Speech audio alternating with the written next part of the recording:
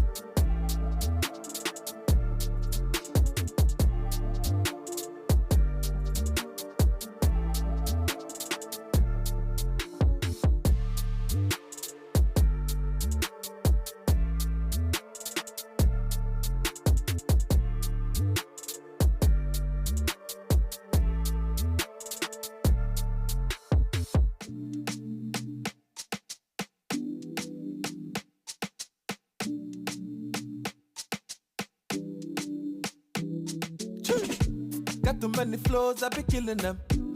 Oh baby, tell me, say she feeling them. Ain't worth a mile, it's a million them. Say baby, I. Got too many flows, I be killing them. Oh baby, tell me, say she killing them. Mine worth a die, yeah, she killing them. Say baby, I. Yeah, Martin, this is yeah, Martin. A papa boy living yeah, Martin. Yeah, Martin, this is yeah, Martin. Me can't show you what the yeah, Martin. Yeah, Martin, this is yeah, Martin. A papa boy living yeah, Martin. Yeah, Martin, this is yeah, Martin. Me can't show you what the yeah, Martin. Yeah. Let me say no problem. Me say no qualms on. Right. Every other day, me a day with the fam them. Yeah. Telling me a place for the KC a story.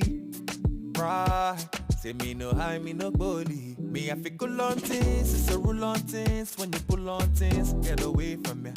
Mull on things, tell me who run things. Cause the rule on things is the king, I know. This thing's greater than paper. Me one day with my maker. You feel say you be greater. Tell me why. Oh no. Got too many flows, I be killing them. Oh baby, tell me, say she feeling them. Ain't worth a mile, it's a million them. Say baby, I. Got too many flows, I be killing them. Oh baby, tell me, say she killing them.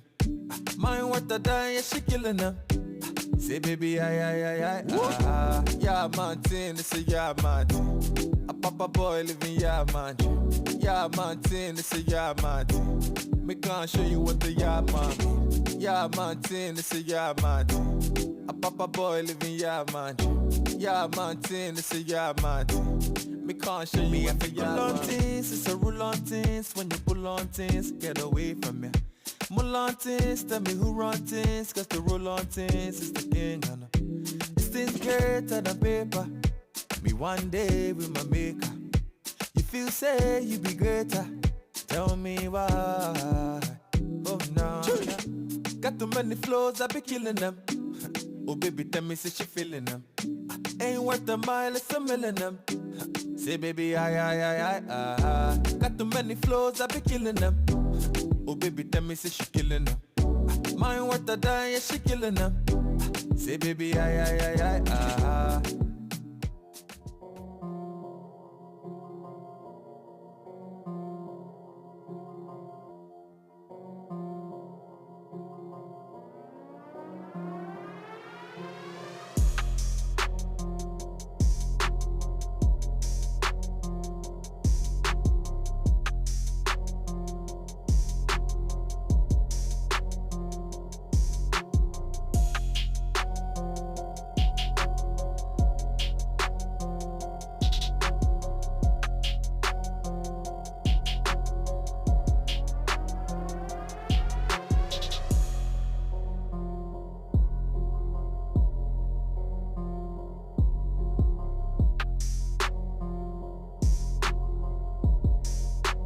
You just like your mama.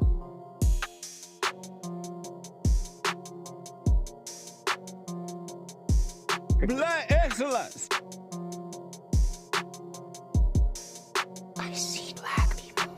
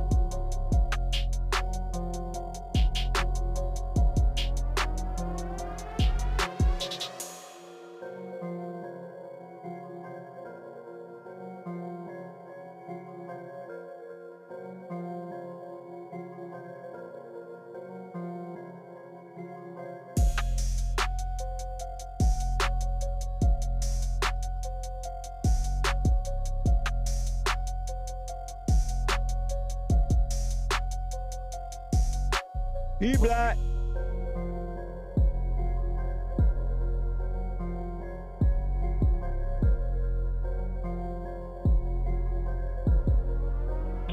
nanny.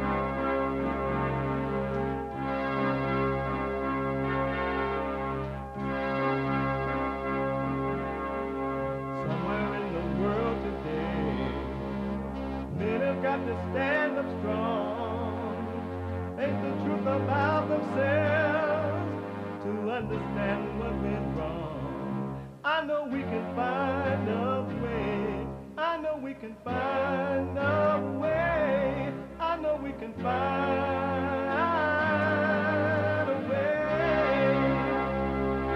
to stand up, stand up, stand up. In the rapper world today.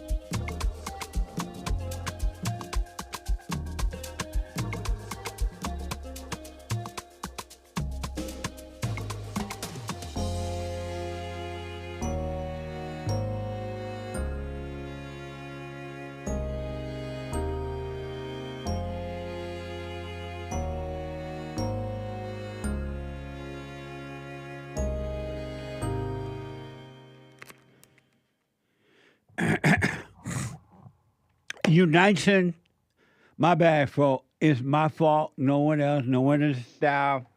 No, it wasn't a machine, a computer, anybody. Totally me. My bad. I am here. Uniting the races with truth instead of dividing them with lies. We're also rebuilding the family by rebuilding the man. I am Jesse Lee Peterson. Good morning. Hi, y'all. I'm trying to get a pen. I got to write a note to myself so I don't forget. Hi, y'all. You can get involved by calling 888-7753-773. 888-77 Jesse. Jesse. Jesse. Just hold on. Let me write these notes to myself. Okay. If I don't put down these notes, I'll forget to mention this to y'all.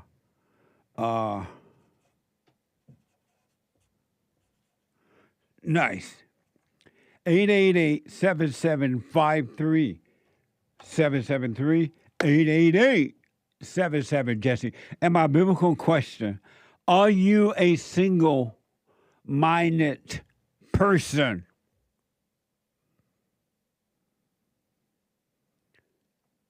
Are you a single-minded person?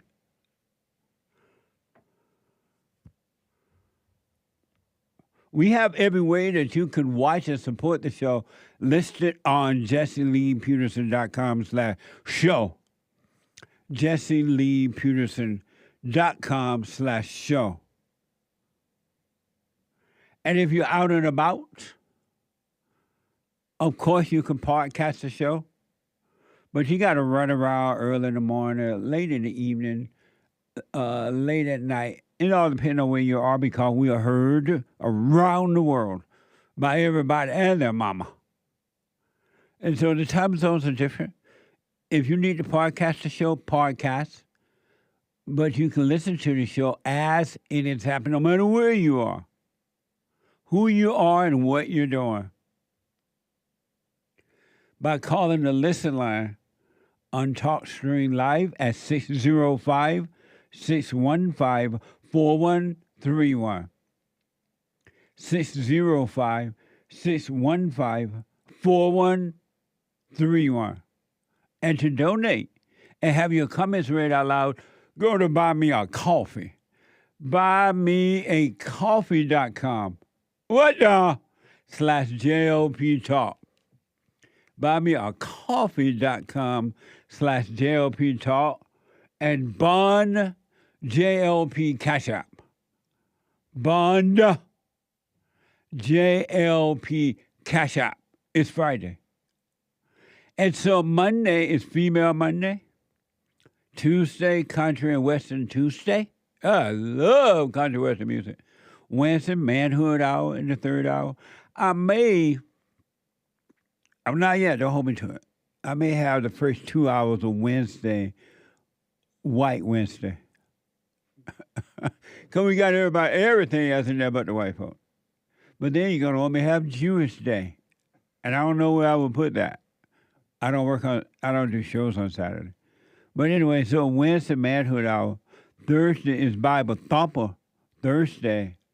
And Friday is, and always will be, Black Friday.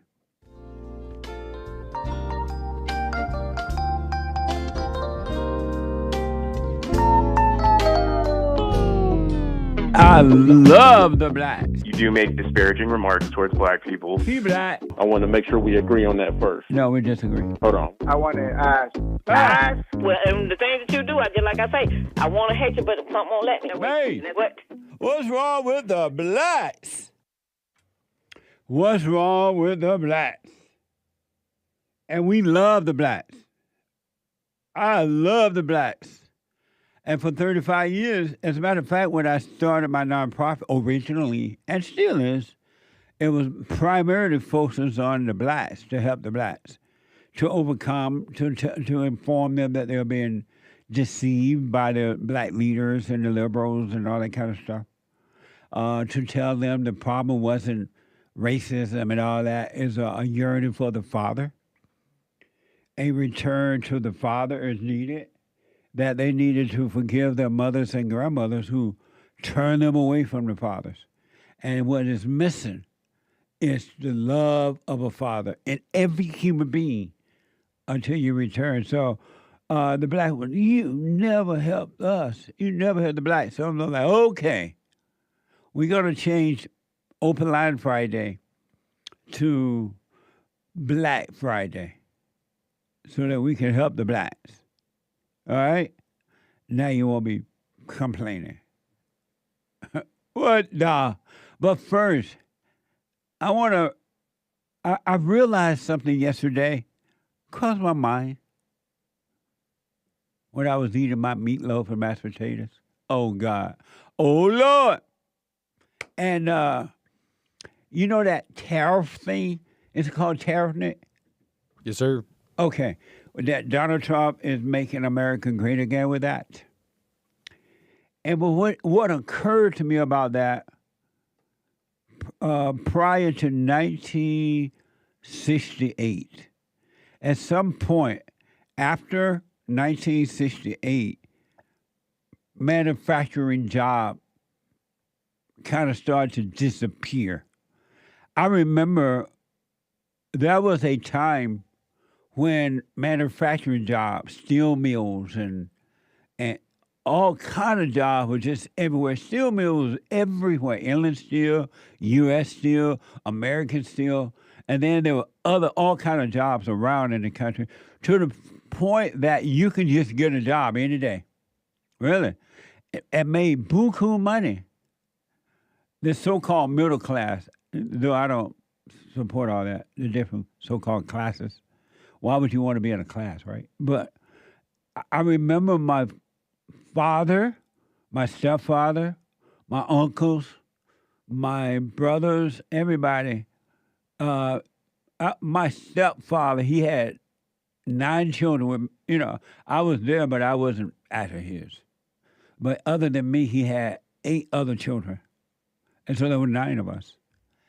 And my mother never had to work because my stepfather was working at the steel mill, and he was making buku money that he could take care of a family of 9. And I wasn't there all the time, but so when I wasn't there, a family of 8. And my mother never had to work, and every 2 weeks, they would go over to the grocery store, my mother, and she would buy baskets and baskets of food, groceries. And she never had to work, and everybody went to school, and everything was fine. Nobody was hungry, had a roof over their head, and all was well from working at the steel mill. I have uncles who have done the same thing. And then I know other people who have done the same thing. Steel mills were paying really well. And I remember when I left Alabama in 1968 at the age of 18, I said to myself, Punchy, what you going to do? And I said, well, what I'm going to do, I don't want to stay in Indiana. It's too cold. I don't like it. I'm going to go back to California. And so I decided that I was going to leave Alabama, and I did at 18, go up to Gary, Indiana, stay with my parents for 2 weeks and get me a job and then come to California. So as soon as I got to Indiana, Gary, Indiana, I went over to Inland Steel, the steel mill, and I got a job the same day I went. And I paid really good money. And I said I was going to only work for 2 weeks to get 1 paycheck. And I did that because I didn't like working in the steel. Though you got paid really good, it would work. But that set aside. So I made 1 paycheck, and I flew to L.A. on, I forgot what airline, but it cost me $50 for a one-way ticket from Chicago to Los Angeles. The point is, because there were no tariff stuff around, I guess, in those days, jobs were everywhere in the USA. And no matter where you moved, it's that cheap airline, Jay, that you used to have to get in line before Southwest. I flew out here on Southwest Airlines, and it was $50 one way.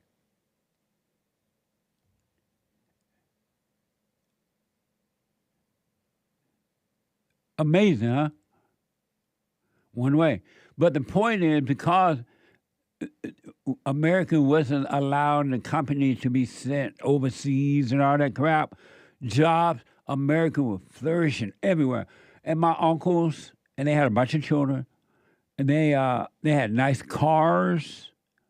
They had it going on. One of my uncles, and maybe 2, but 1 for sure, not only did he work at the steel mill, he started his own car repair business. He loved working on cars, so he started repairing cars. And the children and the wife never had to work. Think about that. Because there was they didn't have to do the tariff thing. China was not controlling our country.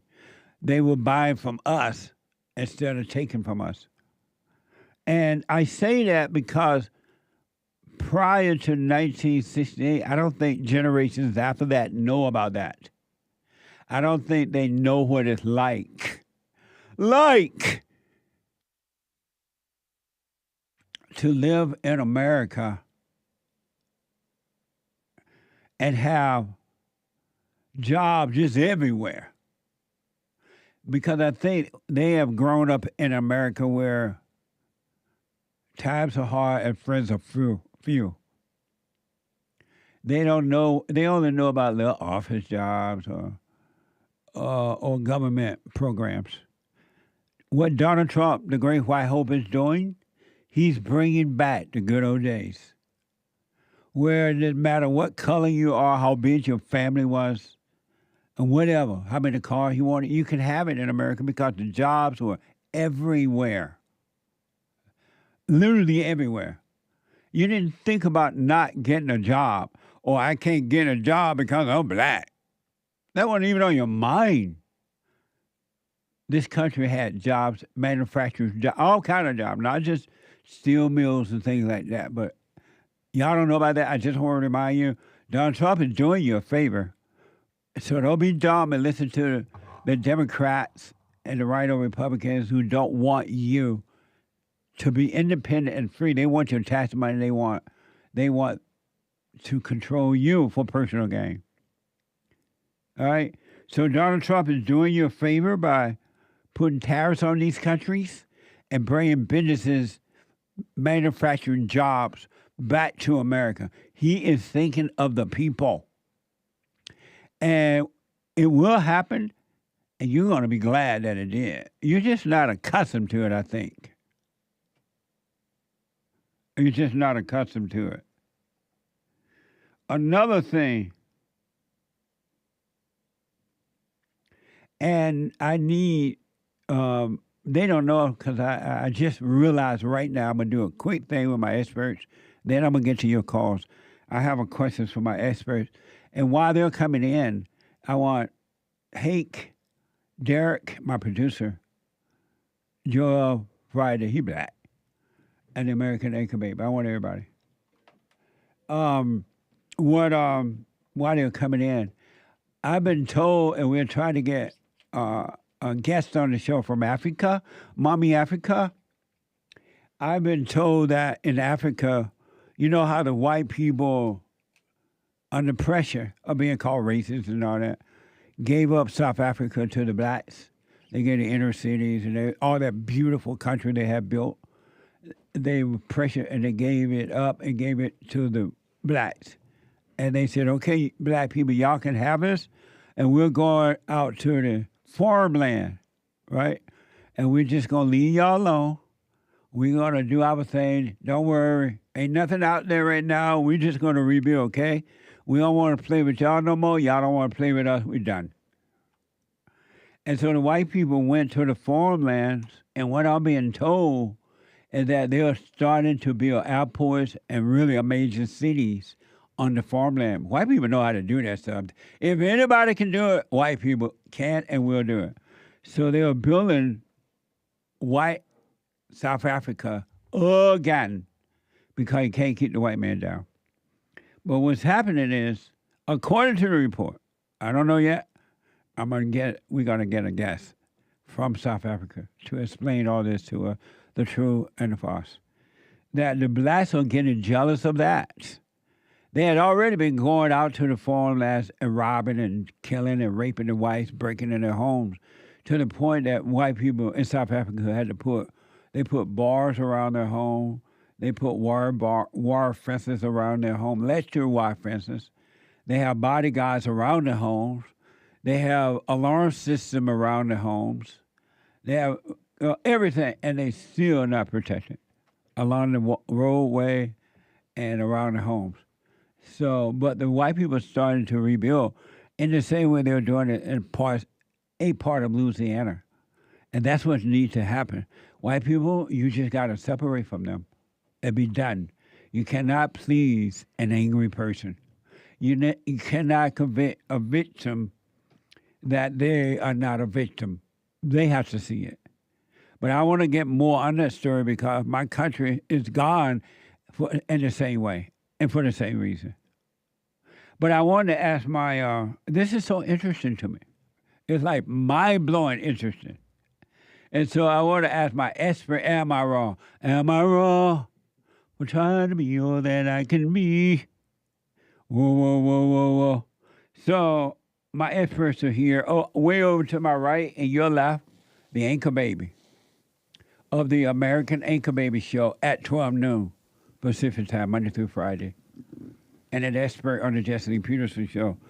And to my right over yonder, JLP Friday TV. He black of JLP Friday, Monday through Thursday. Though his name is Friday, he's never around on Friday. For some reason, Friday don't work. So I'm thinking maybe they need to call him JLP Thursday. And the host of JLP Friday TV, Monday through Thursday, the expert on Jesse Peterson Show. And in my middle, right in the middle of everything, my producer of the Jesse Lee Peterson Show, not the Father State, but the Jesse Lee Peterson Show, Derek, and now an expert on Jesse Lee Peterson Show sometime. Good evening. He's a Bible thumper. Good evening. See, he's a Bible thumper. He think he's eating. It's evening. He think he's in heaven. And they got, I saw that in the Bible. But the view. It mentions evening. Look on and this TV though. Oh, okay, right. Yeah, because it's next. But to I the like the camera. side view. I like the That's how side he looking over there. Yeah, I like the side view. What you doing over there when you need to be over here? Yeah. Okay. And then to his right and my left, the Hake Report, the host of the HakeReport.com, Monday through Friday at 9 a.m. Pacific time, right after my show, and an expert on the Jesse Lee Peterson Show. Good morning, y'all. Good morning. Good morning. So I have a question. Derek and I have already discussed this somewhat this morning. I noticed that men and women, especially millennials, they carry around water bottles all day. Here we go. Somebody told them that y'all need to be drinking water all day long. And so you need to buy some water into plastic bottles, carry them around, or get your little fancy bottles and carry them around and drink water all day. And as a result, the companies, whomever convinced y'all that you needed water all day, and also convinced you need to buy it and those special water bottles, you go over to the store and get these little fancy bottles. Stanley. Yeah, whatever they call it. And you walk around at the gym with the fancy water bottles. Or you walk around at work with big jugs of water. And you have been convinced that you're supposed to be drinking water all day. It reminds me of when you go to the doctor and the doctor tells you got high blood pressure, and then they give you medication. But what you don't know that's happening behind the scene, some pharmaceutical went into the doctor's office and they had a brand new drug and they wanted the doctor to test the drug out on the patient and tell the patient they need it. And then when the doctor does that, the doctor can get a kickback from the pharmaceutical company. So the doctor making money. And so they put you on the drug, they never take you off. Because they're making money. The pharmacists are making money, the doctors are making money. But you've been convinced that you need the drug until you die. I am blown away because human beings have been around forever, right? There's always been human beings that needed water, right? Nowhere in history until now, human being was convinced to walk around drinking water all day. They were told, and it's true, that inside of us, God gave us this thing where a little alarm bell go off when you need water. And we survive by that. Yeah. What happened to the human being that they allowed themselves? It reminds me of the people with the dogs. Now you got dogs in the house. You got dog bed, dog house, dog cat, dog hospital, dog doctor surgery, dog daycare centers. What happened that, that human beings have been convinced they need water all day and carry this water around? Can you imagine you walking around with a water jug all day? Right. Oh, in your hand. Okay. You didn't carry water in your skin or in your canteen when you were picking the cotton? Take a We little took swig. it out to the field, but it was under a tree. But when we weren't going to the field, we weren't carrying no water around. Okay, But so go ahead. So I'm gonna answer a question with the question. All right. If that little bell within goes off that you need water, what's wrong with having that water right on your desk to drink it when the bell goes off? That ain't the case, though. Uh-huh. Y'all carry the water around every day, all where you go, the water. And you walk around at the gym just all fancy with your water and the headsets. And That's another thing. and millennials- everybody feeling better, think they're looking good and better than everybody because they got a little water bottle. Another thing millennials do though too is the headphones. Uh-huh. Maybe we can get into that another day. And then when they finished with a set of weight, Yeah. they're Right. sitting there on the weight and look at the phone. Oh yeah. And That's- people waiting to use the Okay. weight. They sitting there looking at the phone for like Yeah. 10, 15 minutes. In between And, seconds. and then if you say, hey, excuse me, you got to fight them. No, Yeah. just say, let me work in. That's true. What? Just say, can I work in? You got to fight them. Yeah. Especially if you're black. Oh, yeah. Work in, bro. But go ahead. But okay, so to make your point, there is right now a overindulgence in the water because it's told in especially millennials that the more like millennials on a major health kick. So you got people who millennials walk around doing keto diet. You got millennials walk around, trying to be all this healthy yoga. And they're taking the health thing too far, I will admit. But I don't necessarily think that having a lot of water, is bad for you. I don't think That's it's not the issue. Drinking water is not bad. Carrying water around all day is a jug of water around all day, like you got a baby on your arm. You know what? Can I add context? Okay. If you want water along the way, let's say that you out Yeah. shopping, Yeah. you want water. Go to that water fountain, drink some water from Well, the we don't fountain. have water fountains no more. Yes, you do. No, we don't. Those don't exist because everybody got water bottles. Nobody, Right. and if there are That's water the point. fountains, Jesse, nobody trusts them. Yeah. Right, because you've been told bring your own water. Don't trust the water fountain. That and And so they took the and water just don't fountain trust away. Nobody used them. You can't waste your money. But see, water fountains and hoses and all that stuff were around, let's say, in your day to where when you were thirsty, Hoses are still I ain't around. never had they're hose still water. around. And I used to use You hoses said- when we were running out. You used to use hoses. I used to use hoses. Hoses. It's a little too funny. You don't use you don't use hose anymore. I don't use hoses. Right, that's what I'm saying. What are you saying? Sound like you. Jesse doesn't need to. Oh yeah. No, but growing What up, do I you did mean? use. What? Growing up, I did use. He lives in an the apartment, hose. that's why. What? I did use the hose growing up, Right. but you guys did too. But except We never Hose carried water. our water. I know, but you guys had water fountain and now I can't even say hose. Hose water is the best water. But Right. but you guys always Yeah. had that. They so say it's every not good, time though. the bell went off, you always went to either the water hose or the water fountain. If I was not at home, because Right.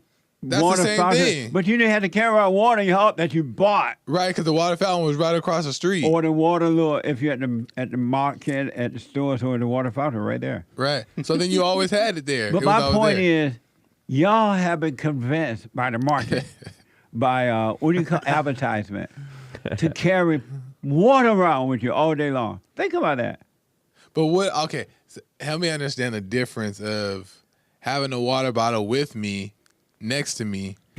That sounds very in my bed. Having a water bottle with me at my desk, right? To say, or having the water fountain across the That's street. not the situation. But isn't that the same thing? No. Oh, Y'all generation walk around with the water all day long. All day you walk. You ain't just have. If you just brought some water, have it at your desk and drink it. That's it. Yeah. When you get ready to leave your desk, you go and leave the water behind. but we. But you take the water with you, like it's a baby. Come on, Joel. You got this. Come on. When I come back, I'm just gonna get a You gotta quick put 'em down. response. I'm gonna get a quick response from our other experts. Then I want to hear y'all calls on this and whatever else. It's Black Friday. I'll be right back.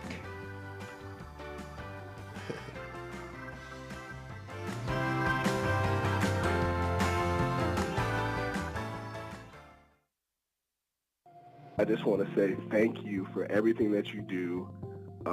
You've absolutely changed my life for the positive, and I just want to thank you. I was 29-year-old beta, living at home with my mom, and just was living in fear and in doubt, and I couldn't hold down a job, and then I found you, and I started listening. I started just being more at peace, and I forgave my mom, and I forgave my father, and it's like right after that, everything just changed in my life, and I was able to get a good job, and I moved out, and I live on my own now, and everything has just changed, and I just want to say thank you, and I appreciate you for spreading that message. It really is a positive message. Amazing. That's good, man. I want people to know God loves us in ways that there are no words to express, because you have nothing to compare it to, right? Stay with the silent prayer. You haven't seen anything yet. It gets better.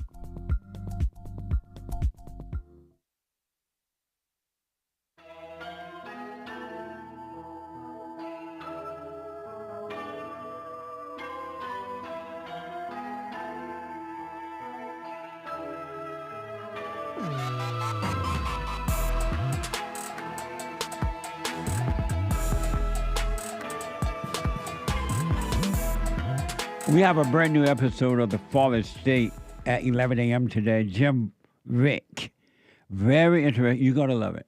Jim Vick was on, and he is an author, MMA fighter, coach, and who competed in the, what is it? Welterweight. Huh?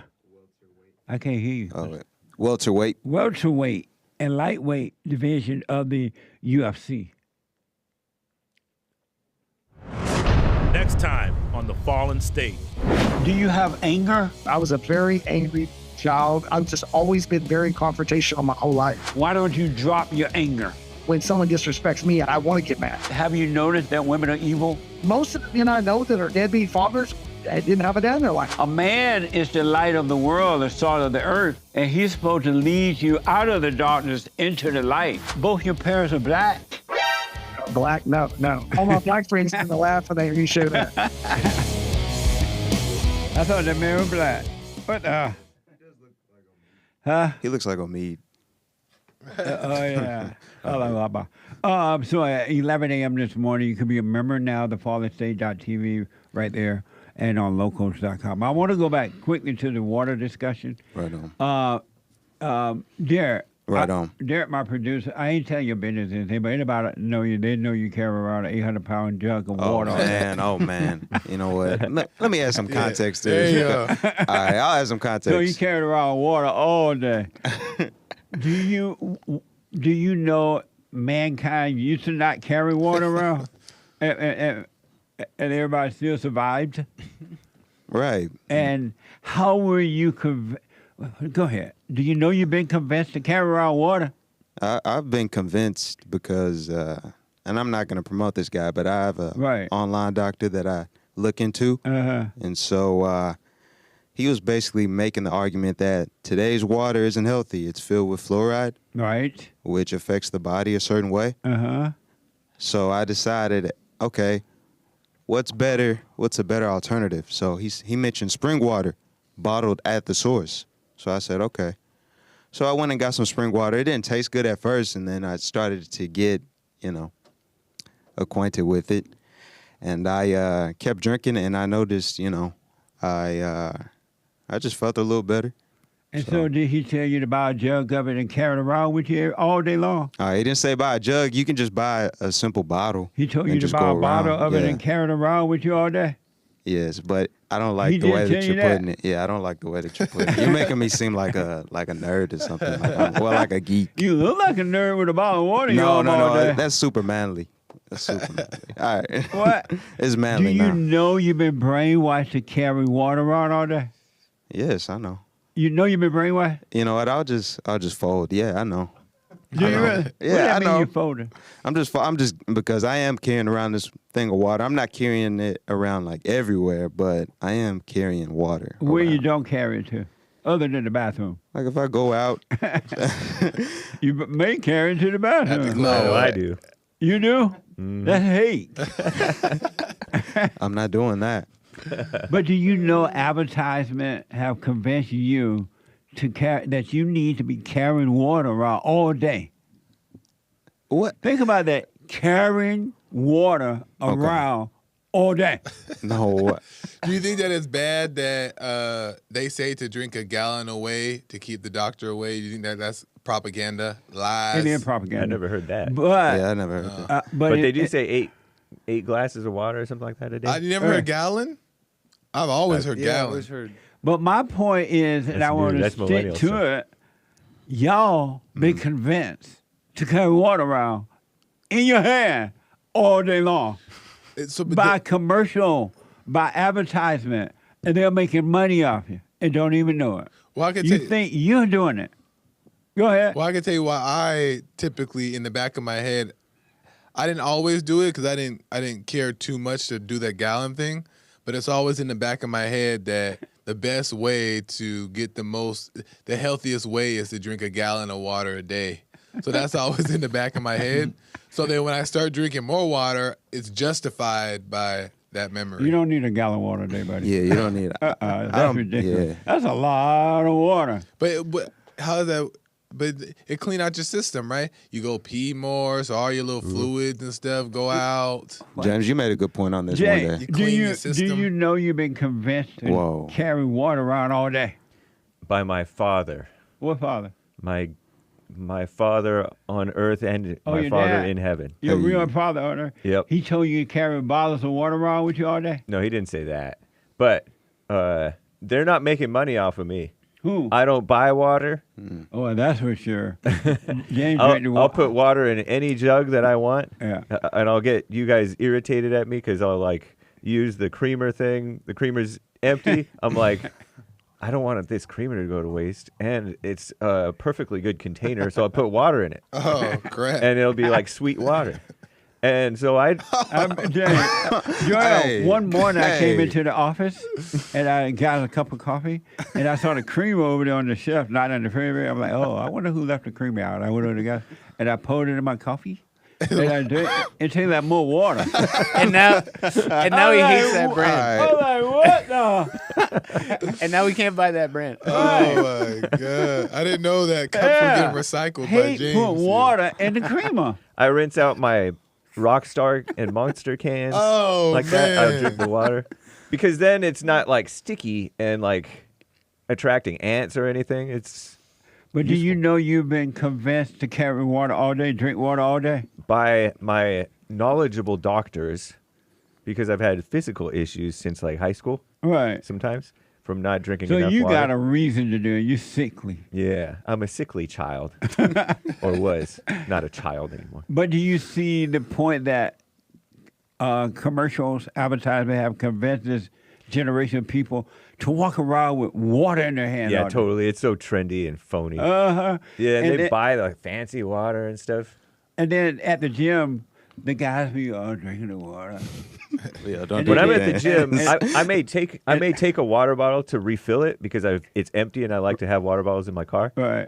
And so I'll refill it, but I use the drinking fountain when I'm at the gym or whatever. And you'll be proud of me. I even started, instead of like taking a water bottle to walk on the beach sometimes, I'll like take an apple and like a cucumber and stuff. And I'll get my water that way if I get thirsty. Okay, can I jump in with Hank is saying? Yeah, I didn't want to get to that. Okay. So, if Hank drank it because he had like issues, like he was sickly. Right. But he's not buying it or anything either. Right. Then shouldn't we drink it to avoid being sickly? No. Why not? Because he's drinking it to help him. Commercial got you doing that. I went overboard with it, though. I think I was going way overboard with it. I was getting up every hour. There is something in you will let you know when you need water. You get thirsty. It's called thirsty. It's called thirsty. Or I'm just my throwing mother told me to start drinking in like devil's cranberry. advocate here. What? Because my mother started telling me to get cranberry because she thought that I was going to the bathroom so much. She thought that I had like an infection or something. Where I couldn't hold it. I have a friend of mine who work out, and he always buy these little fancy bottles. He goes over to the store there, buy these little fancy bottle of water, and he's all proud. He be showing off to his little fancy bottle. I'm like, so you went and paid for a fancy bottle of water that now everybody gonna see your little fancy water bottle, and you think that this is normal. You think this is a good idea. Well, you're supposed to drink water all day. No, you don't. Did you make your point? I'll come back after the anchor baby. Anchor baby. What's funny about your friend with the bottle is he's expressing himself. Uh-huh. And that's a huge industry. That's huge. Stanley, all these personalized water bottles. If you're not buying the water, if you're getting the water free, you're buying the water bottle. It seems like Hake has broken the matrix and avoided both of those. Yeah. And Joel, I really think he optimizes for health and like, look, he's like a physical phenom or whatever. But there is something about the culture. I didn't quite catch it till you mentioned it. But And do you it's carry crazy. water around all day? I don't. I think my body's from the old school. My mind is messed up, but I don't drink water. I don't do anything. Oh, nice. I beat my body up, but I'm fine. 1 out of 1,000. He said, Derek said that I brought up a good point last time. I don't know what point I brought up last time. About eating fruit as a way of... getting your... yeah. Okay, but I want to just mention that there are people in this world who don't like water, don't like the taste of water or whatever. And I have a family member who's one of them. And their excuse of not drinking water is to say they don't like water, and they say that they don't need water. But is there a chance that because you, like, let's say a person drinks soda all the time or juice, that they don't necessarily have a craving for water because they crave something else? So in their mind, they're saying, oh, well, my body just doesn't need it because it doesn't crave it. No, maybe you've just been conditioned for so long to have juice and sweet and whatever. But my point is, y'all been conditioned to believe that you have to carry water bottles around all day, and you think it's your own idea now. Water's the most profitable beverage. What? Water's the most profitable beverage of It all ain't time. about water. It ain't about if it's good to drink water or not. I know. It ain't about any of that. It's about y'all have been convinced to walk around with water in your arm. Okay. All right, And so you think it's your idea. You know what it remind me of? I heard the story. There was this little small town, very small town, and they had this tradition of hanging up a photo in their businesses and in the front line and stuff like that, right? And everybody in this small town was hanging up this picture, this photo on the wall. And then finally a stranger was passing through the town. And the stranger wondered, oh, I wonder what this picture is all about. Who is this and why everybody seems to have one? And the stranger started to inquire about the picture. And so the stranger went into the store, and the stranger asked, I noticed you all have a photo on the wall. Who is it and what is it about? And the owner would say, I don't know. My grandparents did it. They always put a picture up, so we did it too. And then they would go down to through the neighborhood. What passes through? And I noticed that you guys have this photo on the wall. Who is this and what is it about? And they're like, I don't know. My neighbor had one up, so we put it up too. And no one knew why they had the photo up. But they thought it was their own idea, and they did it. And so the stranger was like, I got to find out what this picture is all about. And the stranger went to the library and did some research and found out that a long time ago that there was some type of suspicion of evil in the town, right? And somebody put a picture up saying that this picture would fight off evil. It didn't, but that was the people thought. But it went on from generation to generation, and no one knew that they had been brainwashed. They thought it was their own idea to put the picture up. Yeah. That's what they're done with y'all with the water. Well, that is a perfect example. You think it's your idea. Well, I will that agree. you carry the water around. I will agree that the trend of water today that's a perfect example of it. Yeah. There is a trend of drinking water today, just like there's a trend of yoga and a trend of all these health things. Yeah. So that definitely is a part to play. And the company making buku money off you. They That's don't for want sure. you to know that you could do what hate do. Go to the water fountain at the gym and get some water. Take you to the bottle with you to get some water or just drink from the fountain. They want you to buy that water. They want you to carry that water around. They make money off you that way, but you think it's your own idea. Yeah, they pretend like it's healthy. Sometimes people overdo it too. Uh-huh. No, I've explained it's not my idea. I got this information from a doctor online. And you let the that doctor I've been convince you subscribed to for carry, a while. And the doctor told you to carry out big bottle of water with you all day long. He told me day long. Yeah, I mean, you don't And have how to. did the You don't have to doctor do it all day convince- long. That's stretching it. You don't have to do it all day long. But like you said, if you're going out in public, you don't have to bring it. But if you're in the Do office you or if you're carry it at out home, to the public with you? no, I'm not. I'm not like that. I think you should. Now, I think you kind of have. A wise person would keep water in their car. I think. Of Because course, hey. say you You get also stranded, take a wise Yeah, I got the some cowboys always carry the canteen on the prairie and We the ain't the dry cowboy, gulch. buddy. Well, sometimes you have to be. The cowboy didn't have water fountains. Sometimes you get caught in traffic. and where'd Or they you get go the water somewhere. from? Where'd they get the water from? Hank bit the The bug Cowboys. too. Yeah. But I bet you if we look at Hank's car right now, there's 2 Monster energy drinks filled up with water. I wouldn't put it past. Yeah. Also, I noticed at the gym, and then I got to move. At the gym, not everybody, the young people so brainwashed, they told you to Yeah. wear headsets at the Yeah, gym. that's for sure. They told you to drink your water at the gym. Yeah. They told you to, and now people, what I see is like the guys walking around real fast, and then they had the headsets on, the water bottle, and they're dancing Oh yeah. at That's the it. gym. Do you know why they do And that? then they sit on the weight when they're done and watch the thing. And then the women walk around with big fake butts. And they're doing the same thing with the butts. Not only that. They over there, the butts are over here. No. And then you got there. Not That's a only big shame. that, with the That's a ladies, true shame. all they do all day at the gym, they're at the squat racks. Squat racks are always full. You never get a chance to use it because they're at the squat racks. You should just go over there. Okay, we see your butt. Move. I mean, that's where they should be, right? But if my point taken at all that you've been brainwashed and you think is your idea, Nick, is that point made clearly that you've been brainwashed and you think is your idea? Yeah, I think we've all been somewhat. I think everybody here is somewhat affected by that. Uh-huh.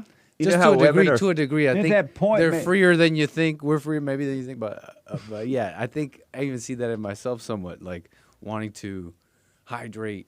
And I heard that my whole life. It becomes a compulsion. But Yeah, it could be. I'm that. down with water. Fear-based. I'm down with water. I'm So- down with that. No one can convince me So otherwise. the point is not about whether you should Right. drink water or not. I'm trying to say that The point is advertisement have convinced you to carry water around, and now you think it's your idea. And you're saying it doesn't need to be attached at your hip. Is what you're saying. Yeah, and women tend to be followers, but males are becoming just like the women now. Absolutely, just like a female. Wait. Just All so right. trendy. Before we get off this, I just confirmed. All right, I don't carry this water around in public. Right. I do it while I'm in the office or I'm at home. All right. You So I carry the don't just water more than carry you- this water around like you make it seem. You know, I'm not a freak. Now, what James does, that's freaky. What? Who takes cream? Fills it up with water and says, I could probably get some sweetness at the bottom. What? It's Get like outta taking hot here. sauce bottle when your hot sauce is almost out. Yeah. You put a little water in Put there. a little water. James, did he do that? Oh my. I do that. I know. I saw You that do the that? ghost pepper was wasted. He finished off the whole yeah. ghost pepper bottle. Although I don't know, I can't really imagine putting water at the. My point is well taken, I think, right, Nick? You understand the point. yes, What's the point? that we've been brainwashed. It's made it into like a cultural thing. It's not really about the water. It's like a money thing. And they can make you Fashion. think it's your Fashion. idea. That's what it is. It can make you defend the idea of it because you think it's your idea. Isn't that amazing? I mean, yeah, it's kind of Totally. like with politics. You'll see these people repeating and justifying their crazy Yeah. idea, supporting the LGBT, the transgender thing. For It's like the example. people that are destroying Teslas. They really think it's their idea. Yeah. They think they're doing it because they want to save America. They want to. Somebody told them to go out there and protest, and this is the reason you're doing it. And they now believe it's their idea. My grandparents didn't drink much water, and my dad read this book about we need water in the 90s. Yeah. And he like kind of learned his lesson about not drinking enough, but he was like very concerned for like his parents because they would just have like a little orange juice in the morning. But they lived until their 80s and 90s. Mine too. My grandparents lived to be 90. Miss Stewart was 110. Yep. I think Honda, well, my aunt Honda, Honda?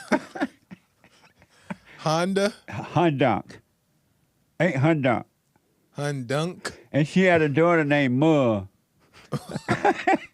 And I'm not joking. For some reason, it sounds How do funny. you spell these names? They all lived to be 90, 100, 110. And they didn't drink water all day. What they eat? But they off the farm? Nobody convinced them to carry around water. It's the point taken about the carrying of the bottled water. Yeah, I understand. What is the point? The point is that today it's been advertised to overdrink water and carry it around all day, and then a lot of people aren't doing it to necessarily be healthy. They're just following a rule. And the people that convince you to do it are making money off you. Yeah. No, they think that it's you're for health. advertising. Right. You're a walking billboard. Right. And that's what you are. A Oh, walking yeah, good billboard. point. You're a walking billboard. Everywhere you go, they see that water. Now somebody else going to get some water. And there's 1,000 different types of water. Yeah. that is- And water bottles and everything. It's the point clear to you. All right. I see the point. What's the point? That we're brainwashed to buy these bottles of water, but I'm not brainwashed. I'm just going to keep pushing that. You know, I do this for health reasons, but... He thinks he feels better drinking the special water. I know. He was telling me this morning how special this was. This is alkaline water. My peanut gland is open. So it's the all point. right, I see the point. I see the point. Yeah. And I've been brainwashed to fashion in a sense, so yeah, I can relate that to your idea with the water bottle, but I don't agree. Who are purchasing these Yeti cups and these Stanley cups and stuff like that. It's no different than purchase another kind of cup to carry your water around. Make sure everybody sees it. Yeah, see. You're Okay. But I see advertising the billboard. Yeah, what point am I making? That you're doing stuff that's not necessary. And you don't even know you're doing it. You defend it. Yeah, and you eventually think it's your idea. Yeah, it's a point of like pride, and it's like a false pride in learning about health and all that stuff. Amazing. And people defend it and get defensive about it and act like you're so ignorant. But meanwhile, it's not like you're not drinking enough water. And to close it out, that's what thoughts do to human beings.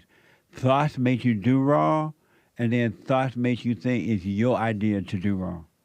You're like, why did you do that? I wanted to. You think it's you. You defend the lie. Let me go to Pam. Pam, a first-time call out of North Carolina. Pam, good morning. Welcome to the show. Good morning, Jesse. Hey, Pam. It's good to talk to you. Thank you. Go ahead. I'm calling you about a question I have. I've just started listening to your show a couple of months ago, and I'm doing the silent prayer. I'm staying. Pam, hold on for me. Don't hang up. Hold on. Let me take a quick break, okay? Okay. Okay, hold on. 888-77. I want you to realize that you're being brainwashed and you don't know it. And then you convince yourself that everything you're doing is your idea, and it's not. 888-77, Jesse. The hate news, not the fake news. I'll be back in a moment. 2 more hours to go. It's Black Friday. Back in a moment.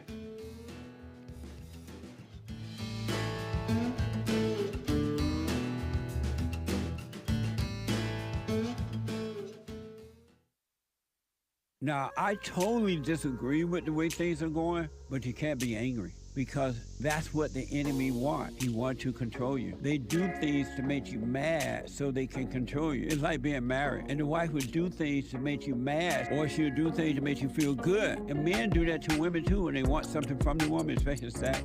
They'll make her feel good or they'll make her angry.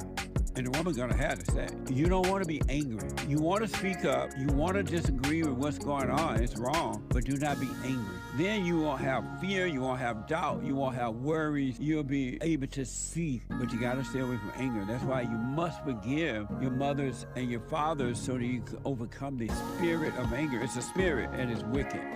Nothing good in anger because it has no love, folks. You need love to defeat evil. And love is not a weakness. It's a strength. It's from God. It's His nature.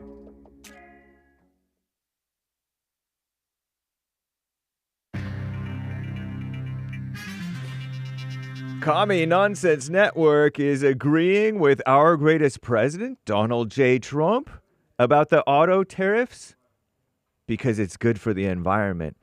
If cars are more expensive, people may go to buses and trains, which would save money and the environment, they say. It's terrible. And the so-called Supreme Court is forcing our greatest president, Donald J. Trump's administration, to try to bring back that illegal alien who was mistakenly deported back to El Salvador into that prison. What a mess. And that sightseeing helicopter, it crashed over into the Hudson River, killing 6 people, including the pilot and a family, a Siemens CEO type of guy, I don't know, whatever, something. It's terrible. This is the end of hour 1 of the JLP Peterson Show. It is Black Friday. Get it off your chest day, by the way. April 11th, AD 2025. Hang tight, callers and viewers. JLP will be right back to your calls, more great stories, and your super chats. We do see them from yesterday and today. But first, it is Hake News, not fake news. Commie Nonsense Network, CNN reports President Donald J. Trump, his 25% tariffs on all vehicles shipped to the United States are expected to raise car prices by thousands of dollars. If people can't afford to pay more, will they opt to take the bus or train instead? Doubt it, but some may. Some may. Doing so could reportedly, according to them, save Americans, so-called Americans, more than $13,000 per year and benefit the environment. So now they're pro-tariff. Nice. And the deportations, the so-called Supreme Court ruled on yesterday, that the President Donald J. Trump's administration must facilitate, quote-unquote, the return of a so-called Maryland man, an illegal alien who came in under Obama back in 2011 from El Salvador with his mom. He was 16 years old at that point. A grown young man, right? Basically, that's what that is. Who was supposedly mistakenly deported righteously, in my opinion, to El Salvador. The high court did not say the administration was required to return Kilmar Armando Abrego Garcia to the United States, nor did it give a deadline for his return. Nice, because that evil judge wanted him back by the 7th or something like that. Abrego Garcia was deported March 15th after being in here illegally since 2011. And he's being held in a notorious CCOT mega prison, even though a so-called immigration, so-called judge barred his deportation years ago in 2019 over supposed concerns about his safety in his native country because of all the gang problems. Like, that's our problem. What a mess. The Trump administration has conceded in court filings that the sheet metal worker and father of 3 illegal alien was deported due to an administrative error, so-called. I don't know if that's the real truth. They may not be telling it accurately, but they may. But the administration claims they cannot get him back because he's in Salvadoran custody. I guess there's no I in Salvadoran. Whatever. So we'll see what happens. A sightseeing helicopter crashed into the Hudson River off of the New Jersey shoreline on Thursday afternoon yesterday, killing 6 people, including 3 children. Agustin Escobar, a Siemens executive from Spain, and his family were just 16 minutes into a sightseeing excursion above Manhattan when the aircraft suddenly dropped from the sky and slammed into the river upside down. Whew, terrible. The pilot, of course, also perished. The cause of the crash under investigation. I remember taking a little tour over Portugal down in San Pedro. I'm glad my helicopter didn't crash. I'm James Hake. Now back to JLP, Hour 2.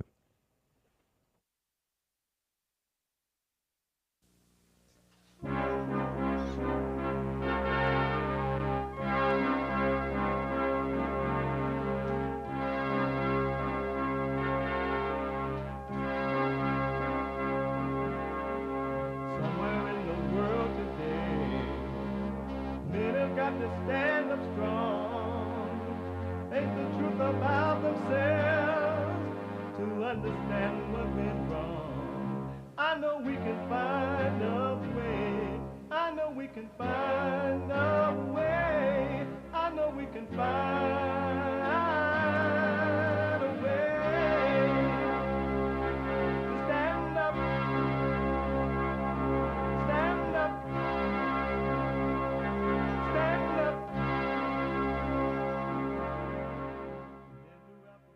Uniting the races with truth instead of dividing them with lies. We're also rebuilding the family by rebuilding the man. I am Jesse Lee Peterson. Welcome to the second hour of the show today. You can get involved by calling 888-7753-773. 888-77-JESSE. Jesse. Jesse. My biblical question, are you a single-minded person? Are you a single-minded person? Is you a single-minded person? We have every way that you can watch and support the show listed on jesseleepeterson.com/show. And no matter where you are or what you're doing, you can always listen to the show as it is happening. You can podcast, but you can be listening to the show on your iPhone, iPad, no matter where you are, picking cotton, collard green, cleaning your collard greens in the bathtub, like Camilla Harris did. Whatever. You can be listening on your iPhone or iPad by calling the listen line on TalkStream Live at 605-615-4131. 605-615-4131. And to donate and have your comments read out loud, go to Buy Me a Coffee. BuyMeACoffee.com/JLP Talk or Bond JLP Cash App. Bond JLP Cash App. It's Friday. And we take all calls about all subjects. But Fridays is, and now will always be, Black Friday. This is how blacks used to be, black folks. They weren't all messed up like before, like now. Now here, I love the blacks. You do make disparaging remarks towards black people. He black. I want to make sure we agree on that first. No, we disagree. Hold on. I want to ask. Well, and the things that you do, I just like I say, I want to hate you, but something won't let me. Hey, what? What's wrong with the blacks? They're angry, and they're lost. And they're angry not at the white man, but from home, their mothers. And they're yearning for the fathers. I want to go quickly back to Pam, a first-time caller out of North Carolina, and I put Pam on hold because I had to take a break there. Pam, thank you for holding. Go ahead. Hey, Jesse. Hey, Pam. I have a question for you. Okay. I want to ask you a question. Ask. I just started watching you a couple of months ago, and I'm really infatuated with everything. I'm learning a lot. Thank you so much. But my question is, I felt bold the other day, so I was telling my sister, all thoughts are all lies all the time. And I haven't told anyone a whole lot about anything except for maybe, would you do the silent prayer? You know, right. People will or they won't. I don't try to push it. But then my sister says to me, that's not true. And I said, well, sure it is. You know, Jesse Lee Peterson said it's true, and I believe it's true. So she says, well, what about if I'm riding down the road and I see a woman wearing a pretty dress and I think that's a pretty dress? She says, why is that, you know, a lie or a thought, or what is it? You know, is it a bad thing? I don't get it. So I didn't know how to answer the question. And I've been trying to call you since 5:30 this morning trying to get an answer. But that's still just a thought, because another person or the person in the car with her can see the same dress and say, wow, that's such an ugly dress. It's still a thought. That's what she got in her mind, and she's being influenced by that. She's being influenced by the dress. Right, and the idea about the dress. Yes, and it's not a good idea to be influenced by a dress, is it? Right. Why not just look at the dress and not think of it as being beautiful or not? Right. It's just a dress. It's just a dress. Yeah. Okay, I get it. And so, I think. And so, but don't worry. If you stay with it, Pam, it'll become clear. You're on your way. You have seen a little light that what I'm saying, it makes sense. Some things make sense to you. And the spirit that causes it to make sense is allowing you to start to see by the light, and you will overcome the darkness of your imagination. Don't try to figure it out. It will become clear. Well, it was clear to me, but I just didn't know exactly how to explain to her because I felt like, why would you think the dress was pretty? That thought to me was not a good thought. Right. It's just a thought. Think that things are pretty and to admire them is not a good thought, right? Absolutely. Is that what I was thinking? That's what was clear to me. 100%. Okay. Well, now I know how to answer the question, but I wasn't real sure because, I just wanted to be sure before I answered it, but that's the way I felt. It may not be, you may not see it as a bad thing, but in reality it is because you're admiring it. Is that the fact? And as soon as you admire it, you want to go buy it. You want to go buy one, Yeah. right? It's influencing you to want to do things, and she has a whole closet full of clothes. Yep. So apparently, clothes. She is influenced by clothes. The clothes say, "Look at me." And the clothes say, "Look at me. I'm so beautiful. Get you one. You'll feel better. You look pretty." And the men and the world would think you're beautiful. She's being influenced, and she doesn't realize it. Right. That's what I thought, but I wanted to be sure of that before I said that. But don't argue with people. Don't try to Don't try to prove the truth to anyone. The worst thing you could try to do is prove the truth. You just live it. You be an example. Never try to prove the truth because once people believe a lie, it's impossible for them to see the truth unless they want to. They have to invite the truth to come in. So I thought maybe it could be, as you would think, a good thought, but in reality, it's not. In the long run, it can come back and get you. So that's what I was thinking when she asked the question. But also, I did the 15-minute prayer the other day. I was running to work, and I thought, I didn't do my prayer. So I sat in my car, and I was like 7 minutes. I did it. And as soon as I did the 7-minute prayer, Jesse, the thought came to my head. And you know what it said to me? What's that? That wasn't long enough. It won't work. Yep. I got to work. Everything went smooth. Everything I want was at my fingertips. My day was perfect. And the 7-minute prayer was bam, it was right on time. Thank you, Jesse. Absolutely. And I want you to know from this point forward, you need not obey. Do not obey thoughts. You see them, do nothing about them, don't argue with them. You need not obey. Don't obey thoughts. You're not required to. And they are getting very few and far in between now. So thank you. Yes. Absolutely. Amazing. It's working. It's amazing. You're amazing. Keep spreading the word. And I understand about the Black Friday. I do know about, the blacks. And thank you for helping me with the racist issue. I feel like now that I can understand my relationship better, And what's wrong with the blacks? Anger, just like you said, it's just anger. Yes. And it's directing to the wrong people. It needs to be, all that energy needs to be put into something good. And hopefully this show will help to do that. Right on. I know that other people are being changed by you. So thank you. You're welcome, Pam. And stay with it. Stay with it. Stay with it. Stay with it. Thank you. You're welcome. Bye-bye. Right now. Amazing. I've said to white Americans, now there are black men and women, and I'm a witness to this, who are now realizing, you know what, I got to drop this anger. How did I become so angry? What good has it done me to be angry? And they heard about forgiveness. But they didn't know they need to forgive their mama.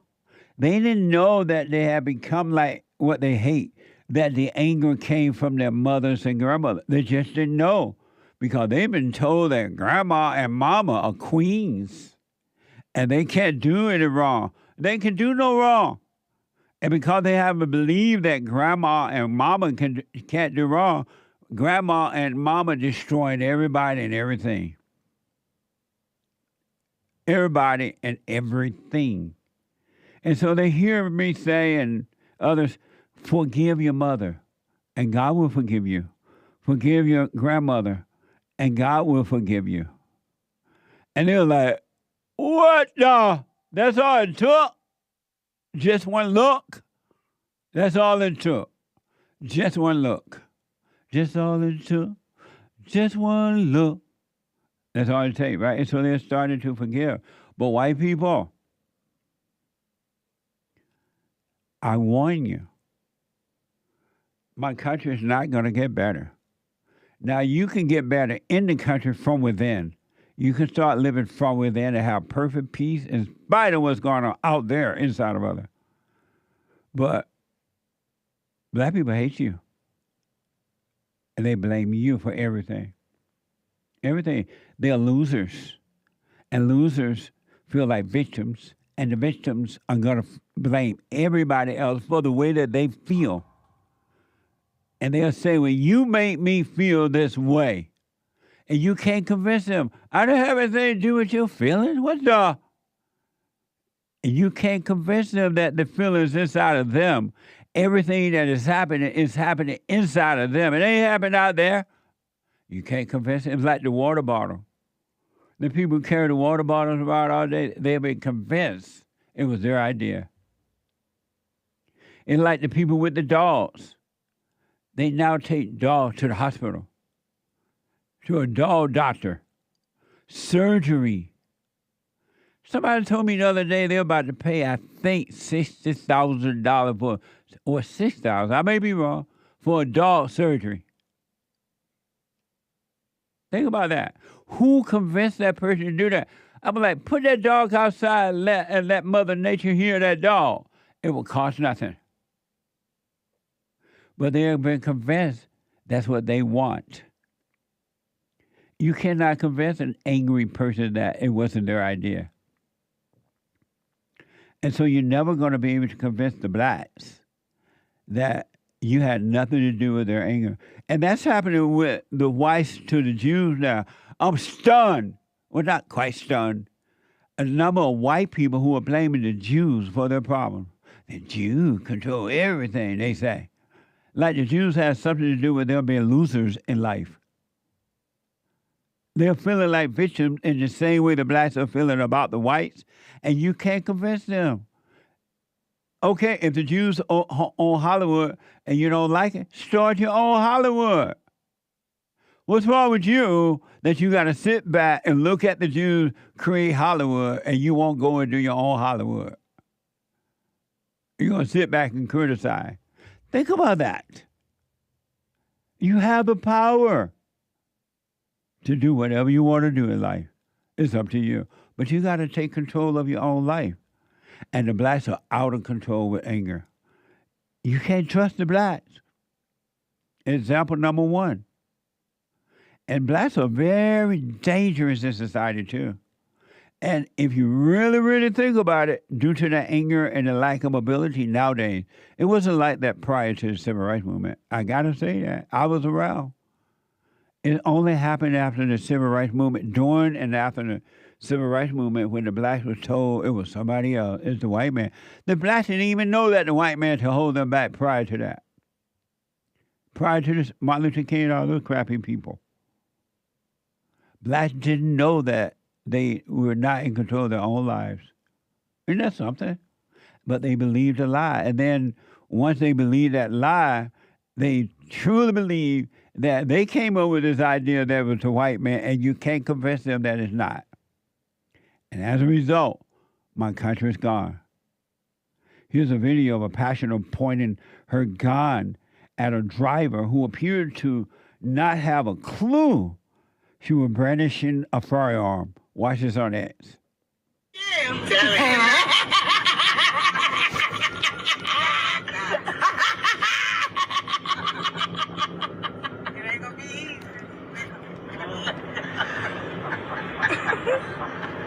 He laughing, girl. You ready to be playing, girl? You ever heard of what they call it? Columbus. Columbus. Columbus, no. Columbus. You never heard of Columbus, Georgia? Columbus, Georgia? No. Oh, okay. You gonna learn about it if we don't get to this beach.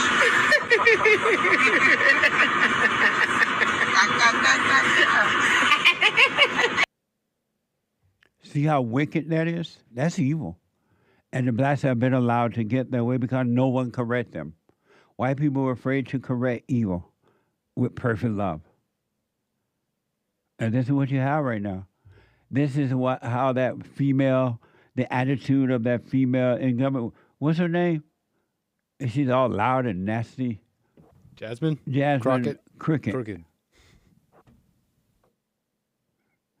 And the driver got to put up with it. He doesn't have to.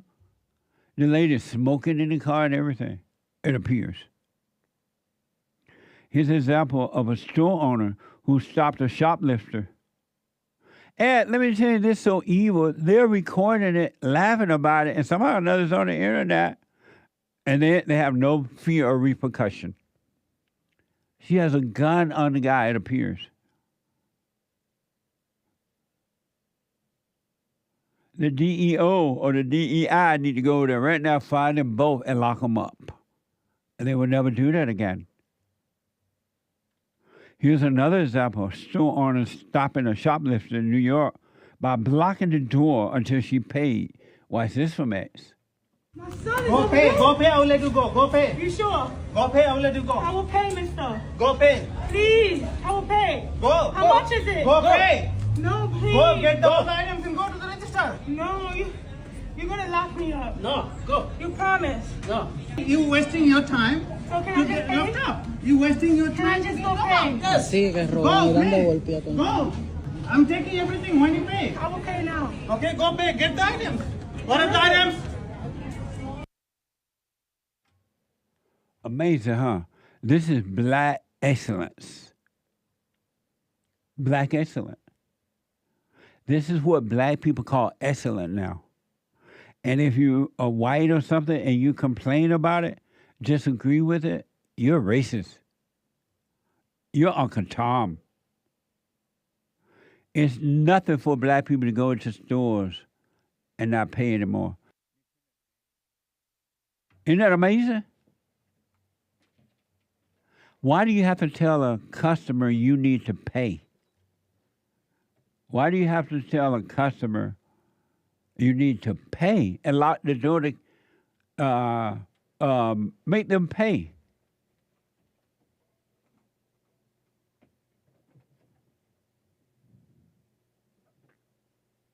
It's a spiritual battle. It's a battle between good and evil. In South Africa now, white people, they gave up a beautiful area of the city, inner cities, to the blacks, and they have destroyed it. In the same way these black girls in that car and this black woman not wanting to pay. And I want you to see to see an example of what black mothers and grandmothers are doing to their children. And when they go out in the streets and they do things like this, you wonder why you like that. They've been set up to be that way. They have been recreated in their mother's and grandmother's image. That's where they come from. And if you don't get them to see that so that they can forgive their mothers and grandmothers, it's just going to get worse. The next generation will do the same thing and even worse, because evil get worse inside of you and outside of you, inside of others, if you don't correct it. Here's an example what mothers, black mothers, and grandmothers are doing to their children, and it has nothing to do with white people at all, period. From X, this is from X, police released footage that is going viral of a grandmother speaking with her 15-year-old grandson and an interrogation room before he was sentenced to 35 years in prison. Well, he going to prison, according to the report, for 35 years. Listen to Grandma. And then you want to pray, if you get a second chance, how you going to turn this here around, okay? So your life ain't over. You just need a second chance. So that's what you need to dwell on and pray about. A second chance. And sit down and think about how you going to make this happen. And obey your parents. And come in, come home on time. Come in, come home, number one. Streets don't love you. We love you, not the streets. You see where the streets get you? Could you give me a hug, baby? Grandma, okay? I'm sorry you got to go through this. But all you had to do was listen to your parents. Okay? Okay? I don't know how things gonna turn out for you. I ain't got no idea how nothing gonna turn out. No idea at all. I didn't know nothing this second. I told y'all don't tell me nothing. Didn't I tell you that?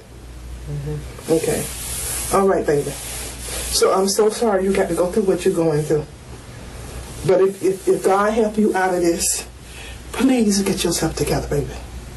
And it's gonna take a miracle. It's gonna take a miracle that we don't have. You can turn me loose now. You can turn me loose now, baby.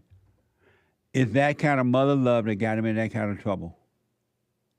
Mark my word, that is not love.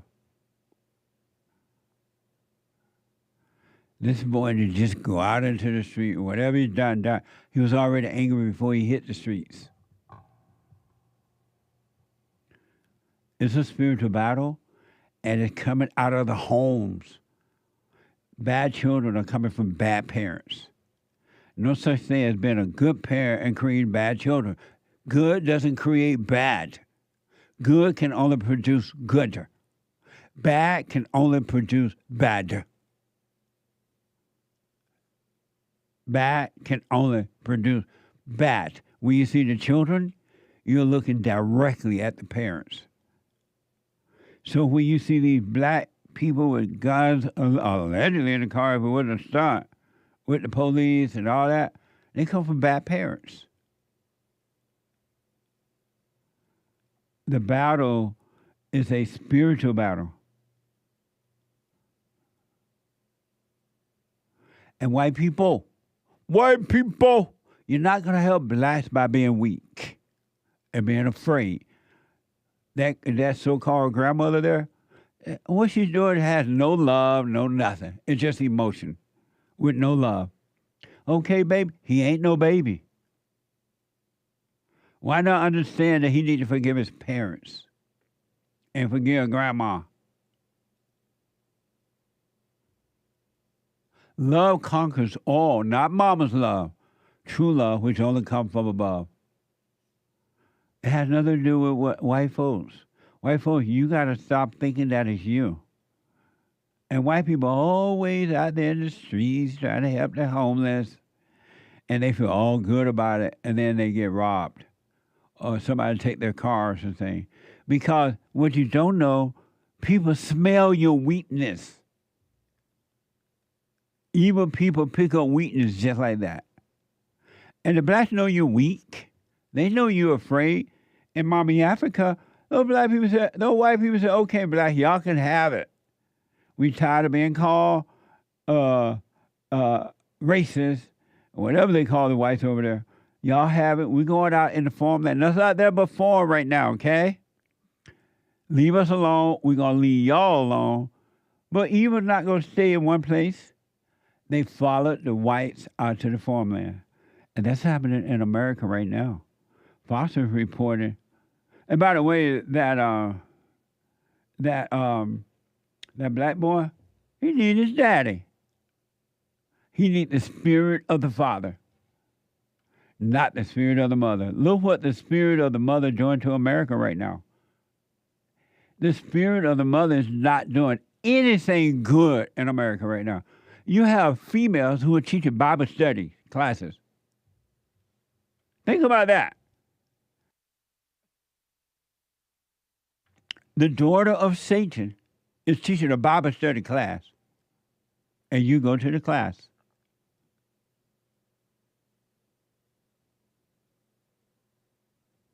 That boy needs his daddy. He needs to forgive his mama. He needs to forgive his father for not protecting from mama. God will forgive him and make him free. It ain't physical. There's no physical solution to that. It's a spiritual thing. We wrestle not against flesh and blood, but against spirits and principalities and wickedness in high places. Your problems are spiritual. And they are all in you. And you don't know it because you're always looking outside, blaming somebody else for the way you made me feel that way. You made me mad. You didn't do what I told you to do. You didn't obey. I'm beating you up. You didn't obey. When all the time, the problem is in you. Ain't nothing outside going to solve that. And white people out there kissing up at the homeless people, trying to make yourself feel good, ain't it either. It's not the answer, white people. Don't even look at the homeless people when you go past. They were, if you notice, I want you to pay attention to this. Whenever you walk by a homeless person, watch how they look at you in the eyes. They are trying to get your attention so they can manipulate you and get your money. That's why they look you in the eyes. Don't look back. If it's love that you're looking for, there's no hiding place. Can't run, you can't hide. Don't look at the homeless people. You don't owe anything to the homeless people. Anybody, really. But don't look back. Don't look them in the eyes. They manipulate because you ain't strong enough to look in the eyes and still don't give them anything. You're not strong enough for that yet. Notice how the homeless people look you right in the eyes. On the freeway, walking down the road. Even when they're acting all pitiful and they want your money, and they're like, look you in the eye like that. And they're trying to get your attention. Once the devil got your attention, he got you. Verse 4. A North Texas man said he thought he was going to die when he saw his wounds. When he saw his wounds after he was stabbed and carjacked in Fort Worth over the weekend. Watch this from Fox 4. Yeah, Steve, that 28-year-old victim says he was trying to buy food for that person who was asking him for money. But instead, that person reportedly turned on him with a knife and started swiping nearly a dozen times. Clearly, he doesn't make the best decisions. While waiting on a to-go order at Waffle House off West Rendon Crowley Road in South Fort Worth overnight Saturday, Jackson Oltmans says someone knocked on his car window asking for money. And he's told me he was just trying to get some food. Oltmans decided to order the man food. I opened my car, I was gonna go get him some food, and literally the second I opened my door to step out, he just starts stabbing me. Fort Worth Police Department says Quindarius Cartwright is the man who cut Oltmans in the face and chest. Photos of the bloody gash are too graphic to broadcast. Genuinely thought I was going to die. It was so much blood. Walked in Waffle House. They were freaking out. I mean, I'm sure it's probably a traumatic thing for anyone to watch. Video of Oltman's recovery shows his swollen face and stitches. Most of the stab wounds to the body weren't really too bad. It was just when he stabbed me in the face that was it was really bad. That's what you get for being weak. Don't offer that guy nothing. Homeless people are the most, well, not most, but they're so evil it's not even funny, and nasty and selfish and spoiled and vicious. And they don't care about anything. And you make them that way by catering to their ego, trying to make your ego feel good. Stop giving to the homeless. You're only making them worse. And the guy that's been accused of is black. And that's what white people have done to the blacks by catering to them, going along with this false idea that their problem was racism. Back in a moment. Steve, thank you for calling and thanks for holding. How have you been helped by the show? I'm going to tell you this. I believe you might go down in history as one of the greatest, if not the greatest, black man that ever lived on planet Earth, as far as I'm concerned. I don't know anybody before you that's been that great. Freeing the slaves is one thing, but you've been freeing people of their mind, which matters, it should be anyhow, to you more than anything else, because with the mind not being right, there ain't nothing else going to happen right anyway. If you can doubt every thought because you're not your thoughts, if you can doubt every thought, knowing that you're not your thoughts, you don't create them, they're not from God, that they're from the deceiver, the great deceiver, Satan. If you can doubt every thought, you can be free just like that. At an instant. Bring every thought into captivity. It's so amazing.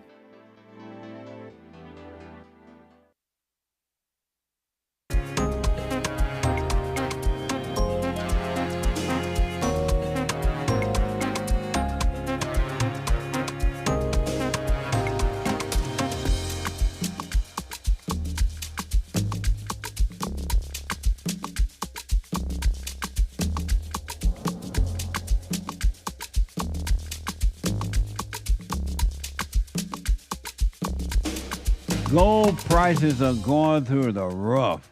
I don't know what to tell you. Some of you waited, and I tried to tell you.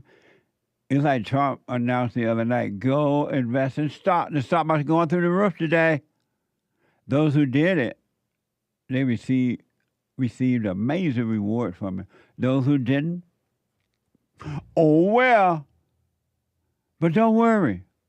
I want you to check out Goldco. And you'll know already that gold and buying property is the most true safe haven on the earth today. So don't worry. You still can invest your money in real estate and gold. I recommend gold. Get yourself some real estate, but gold. Gold has always been seen as a safe haven. Right? You can always invest in gold and just hold on to it. You're never going to lose the value of gold. It'll go up and down, but you'll be fine. We have a special promo still going on, Goldco and I, for Jesse Lee Peterson listeners. Qualified accounts receive a 10% instant match in bonus silver. 10%. I recommend you reach out to them by learning more about them at JesseLovesGold.com. JesseLovesGold.com or 855-644-GOLD. 855-644-GOLD. Check them out. Tell them Jesse sent you. And don't worry about the prices going up. What goes up, come down, and then gold will go back up. You can relax. All right?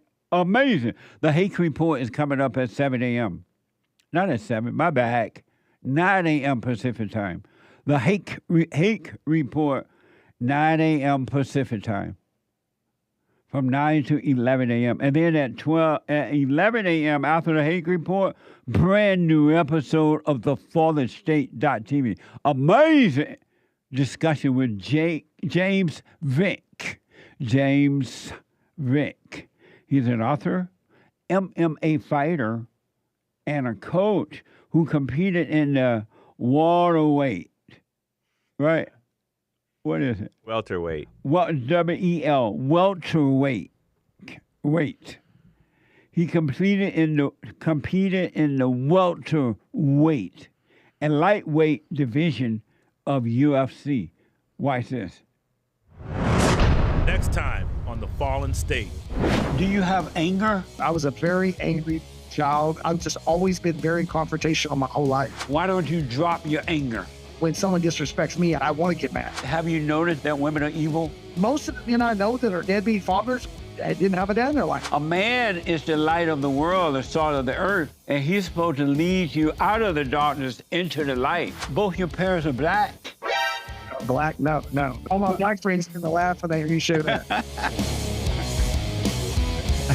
At 11 a.m. today, James Vick. It was an amazing discussion. You're going to love it. Really. You're going to love it. You're going to be like, what the? At 11, you can become a member of the Fallen State now on YouTube there or the FallenState.tv and locals.com. You can support us there. And then after that, the American anchor baby. The American anchor baby. Energy. He got more energy or the same amount of energy. He may have a little bit more since he's a little bit younger than the Great White Hope, Donald Trump. So he may have a little bit more energy. But he got the same energy given to him from God and by God. Really. The American anchor baby at 12 noon today. 12 noon, the American anchor baby, right after the Fallen State.tv. I just want to finish this one story. And I'm telling white people it's time to depart from the blacks. Go to another little corner, create your own government, create your own police department, create some more new businesses. And your rules are, because it's your government, you can make your own rules. Y'all can't come into our town. You just can't come. And what are they going to do, cry racism? Who are they going to call? Your government or your police? They can't call your police on you. They can't go to the court and say, I'm being discriminated against. It's your courts. They're doing it in Mommy Africa, so I'm told. And so, black people are very, very angry and nasty. Not all. I talk to black people all the time, and they're dropping that anger. Jesse, I just didn't know. I've been lied to, and I believe what I've been told, and I never looked at myself, they say. Until I heard you say, Jesse, it all started with me. I got to become an individual. I need to drop my own anger and be free. And they're doing it, men and women, black people. And so this guy trying to help a black man go to let his window down. Okay, I'll buy you some food. And according to this white man, he was stabbed by this black man. But it's the white man's fault. Because if you were not on an ego trip, you would not have let your window down. You would not have to try to buy a homeless person food. That doesn't even make sense. That you give homeless people money and you ought to buy them some food. Think about that. What kind of sense that make? It ain't love. It ain't nice. It's all ego. It's a thrill. And this is what you get as a result of wanting a thrill. So we played part one there. This is where the guy said that he opened the door and he tried to say, okay, Mr. Black Person, I'll buy you some food. And when he knew he was being stabbed and everything. The suspect took this guy's car, stole this guy's car, and went to a strip club. And that's where he was arrested, according to this report. Watch this from Fox 4. On top of injuries, Cartwright reportedly stole Altman's car and joyrode it to a strip club in North Fort Worth. Cartwright was arrested nearby. He definitely hit something pretty good, and it's messed up the wheel. Altman's recently purchased his 2024 Toyota Camry. The 28-year-old works several jobs, including DoorDash, a job he was doing the night he was stabbed by someone he was trying to help. I can't tell you how many times I've been asked for money or whatever by homeless people or just, people out in the streets. And, typically good nature is just to want to do a good deed for them. But I learned that night, man, you got to be very careful about, who you're willing to help out, because sometimes they will take advantage of that good nature. Cartwright is charged with aggravated robbery. Bond is set at $150,000, being held over at the Tarrant County Jail. White people, that's not a good nature. A good nature would never give money to a homeless person. A good nature would never let his car window down and say, okay, I'll buy you some food. That's not good nature. That's ego nature. A good nature is a nature of common sense. But okay. So this guy took the car,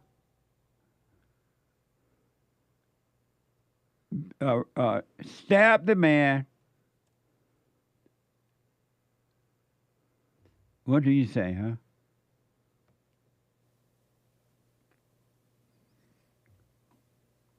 James, what word did he use when he said the guy went for what kind of ride?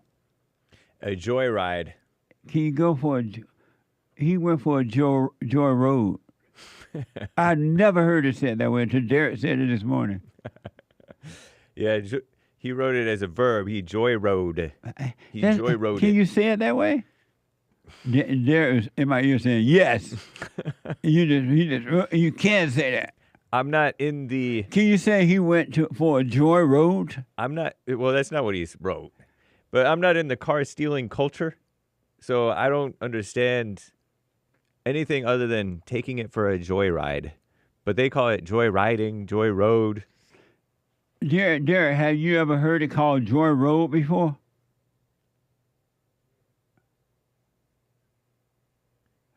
He said, yeah, he heard it before. In certain context, up in the black community. That's what I'm thinking. And yeah, in that, Joel reminded me, even in the report, they call it Joy Road. Wow. So the news report said Joy Road? Uh-huh. He said Joy Road. So Derek's been vindicated. Where was this? Memphis? Cleveland? In Fort Worth, Texas, I think. Oh, okay. That makes sense. 888-7753. 773-888-77 Jesse. Bo is a first-time caller out of Ohio. Bo, welcome to the show. You're on the air, Bo. Welcome to the show. Hi, Jesse. Hey, Bo. Hello. It's nice to finally talk to you. Your name is Bo? Well, it's a nickname. Oh, Bo. nice. Welcome to the show. Thank you. I've been listening to you for about 5 months. And I've been doing a lot of self-inventory. And, I just wanted to say, have you ever heard EGO stands for ease God out? Yeah, I've heard people say that before. Okay. Well, I just had a question. It's in the Bible, and it says God, now, I was twice widowed. It says God hates divorce. What is your thought on that? It says, does it say God hates divorce? Yes. Is that true, Jay? And what it is, I think I have read that he hated. He doesn't agree with divorce. Unless it's like adultery, you may put your wife away. Right. But he's not talking about today's marriages, though. He's talking about those men and women that he brings together and let no man put apart, right? He's not today finding a couple that get married because God put them together is impossible. Gotcha. Yeah, so it's a different thing. I did realize in both of my marriages that I did want control. Yeah. So I really did a deep dive into myself, and also I used to, try to solve things with anger, and I have work done. And like you say, stay with it. Instead of getting angry, I try to just state facts. Right and on. It's worked out so much better for me. I really do listen. I want to learn, and I know all women are bad because I work in a field where it's predominantly women, and women we hate each other. We hate each other's guts. I don't know why. Evil. I mean, they have the spirit of evil, and an angry spirit is a jealous spirit. Yes. That was my second question. If you feel, and I know you'll disagree because there's no such thing as perfect parents. I felt like I had ideal parents. Wonderful. Now, but if I have to forgive my mother and father and they're dead, how do I do that? That was my second question. By realizing that you're angry at your mother, you become like her. That's why you treated your husband in the same way your mother treated your father. You became like what you hate. And just realize, just as you could not help yourself, something else was driving you. The same spirit with your mother. She couldn't help herself. And your father couldn't help himself. He didn't know how to stand up to your mother the right way, so he couldn't protect you. And realizing that you have the same problem, you can't help yourself, would cause you to forgive them. My mother cheated on my father, and they were divorced when I was 13. See? And so just realize that same spirit that has been controlling you was in her, and you got that spirit from her. She transferred that spirit onto you. And so forgive her. Her mother did it to her, and realize she really couldn't help herself. And God will forgive you. And I'm telling you, Bo, you haven't seen anything yet. That old nature will be taken away. I have a question. Where do I find the silent prayer? I can't find it. At rebuildingtheman.com/silent prayer. rebuildingtheman.com/silent prayer. Rebuilding the Man. Okay, and one final thing. Remember when you had Lisa Bloom on, the lawyer? Oh, yeah. Gloria Allred's daughter. Yeah. Did you know that Gloria Allred, do you remember the teacher, Mary Kay Letourneau? She had children. She was a pedophile. She had children with that young boy. He was about 12, and she became pregnant. She was a 35-year-old teacher. Did you know that Gloria Allred is the godmother to their two children? Really? I did not know she that. had an abortion. Yes, Gloria Allred said she had an abortion from rape, but she never speaks about the incarceration of her rapist. So I don't know if I buy that. That's why every time you listen to the woman, you're going to suffer. Oh, yes. I've never cared for Gloria or Lisa. But you know what? That's why, I wasn't at all surprised. But when I found out that Gloria Allred was the godmother, I mean, what difference does it make if it's a woman doing that to a young boy? Yeah. She had two children from that 12 and 13-year-old boy when she was in her 30s. She's dead now, Mary Kay Letourneau, but Gloria is their godmother. So that's twisted. What amazing is nothing but hell on earth. That's why you have to live from within. I didn't know if you knew that. I thought that was amazing. And also, it was amazing the way you took down David Pac-Man. Amazing. Amazing. What? Took him down. I took him down after you took him down. He can't debate. Nice. So just little tidbits I've picked up, and it's really great to talk to you. You too. So listen, because of time, do the silent prayer, rebuildingtheman.com/prayer, all right? Yes. And I want to encourage you to stay with that. Stay with that. God says to pray without ceasing.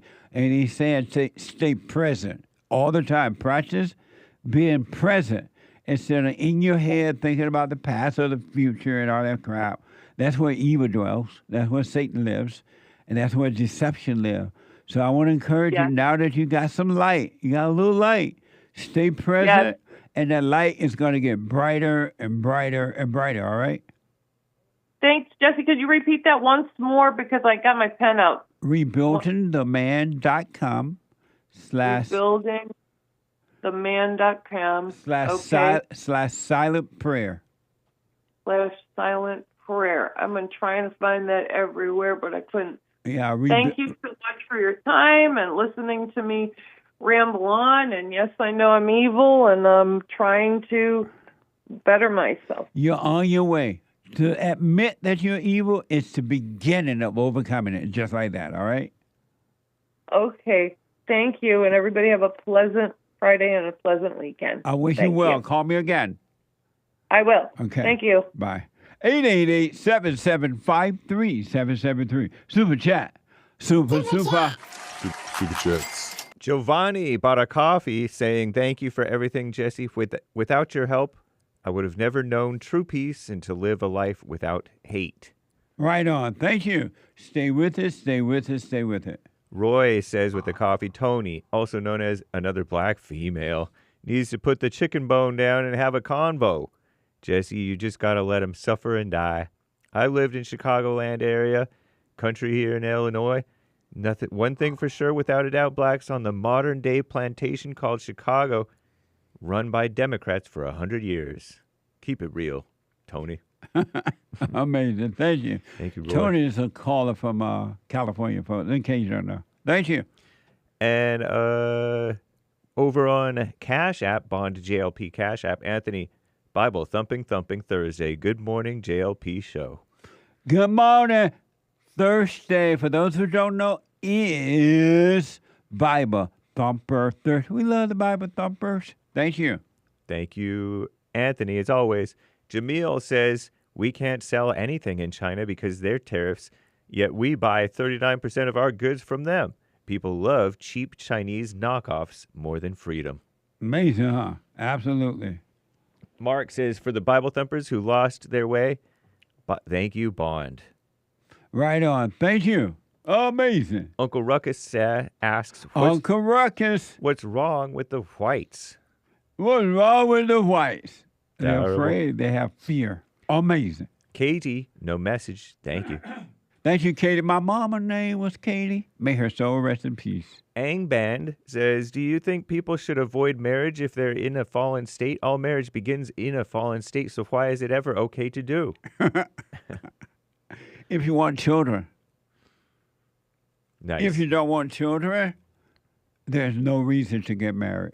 There's literally no reason. And the only way you're going to get married, you got to be in a fallen state. Because if you're not in the fallen state, you want for nothing. So you got to want false love. You got to want that. And you only get that in the fallen state. And that'll draw you together with a woman and get married. And then you start to overcome the fallen state after you've had all the children you want. Amazing. Thank you. Mark says, another shout out, Bond. Shout out. Amazing. Uncle Ruckus asks, do you give Jesse money? Dollar sign or money sign. Right on. Support the work, folks. I shouldn't have to ask. But I understand you need to be reminded. If you've been helped, look like you just, oh, you know what? I've really been helped. Let me help this man help others. Go to rebuildingtheman.com/donate. rebuildingtheman.com/donate or call 800-411-BOND. 800-411-BOND to make a donation. Thank you. 3 coffees from Sion. How you, Jesse and crew? Hank don't read my super. Is you going to fire him right now or what? If he doesn't, Sion, I will fire him. I work with people who shack up on the job. When is the boss sleeping with the one he's sleeping with right now? Everybody know about. He's paying her more. Should I work at an environment like that or what? Sion, it's totally not your business at all. Not at all. You're not there to be nosy into somebody else's business. You are there to make a paycheck, to do a good job and make a paycheck. So go there, do your paycheck, stay out of that business. Don't gossip with people. Nothing with your boss. Do your job, because everywhere you go, you're going to be running into fallen people. What's up? So stay out of it. Don't gossip about it with those people at work. Don't be a part of them. Don't join groups. Do your job. I wish you well, Sion. Cut that out. Amazing. Thank you. No, ma'am. Now a member over on Cash App. Bond, the Buy Me a Coffee. Has Jesse ever watched a particular old show from the 90s? Maybe I could send him a shirt related to it. You guys are cool, especially you. Hey, just kidding. Don't let it go to your head. Gonna donate more, help him pay bills. Is there a way to become a member of Bond? Yes, go to rebuildingtheman.com or call 800-411-BOND. 800-411-2663. Thank you in advance. And if you send a shirt, make it large, not extra large. I'm fat, but I ain't that fat. Make it large. Thank you. Hey, I got to take a break. 1 more hour to go. Straight back to your calls. Hate news, not the fake news. Thank you all for your super chat. And ever since I started listening to you a couple of months ago, bro, I don't even need to hear the word depression. I don't even care about that because that's not anything that I identify with anymore. Nice. I'm 100% cured. I'm 100% better because I've been listening to the Jesse Lee Peterson show. And I can't even begin to tell you how much I appreciate you. And I just can't even, begin to tell you how much I really appreciate the things that you're doing for young men. Young men need to hear this, and young men need to know this message that you're delivering because it's important. It's vital to their lives, Jesse. I just wanted to let you know that, man. That's amazing. You made my day, man. When I hear one soul has returned to the Father, it's like 1,000. It's better than silver and gold. So God bless you, man.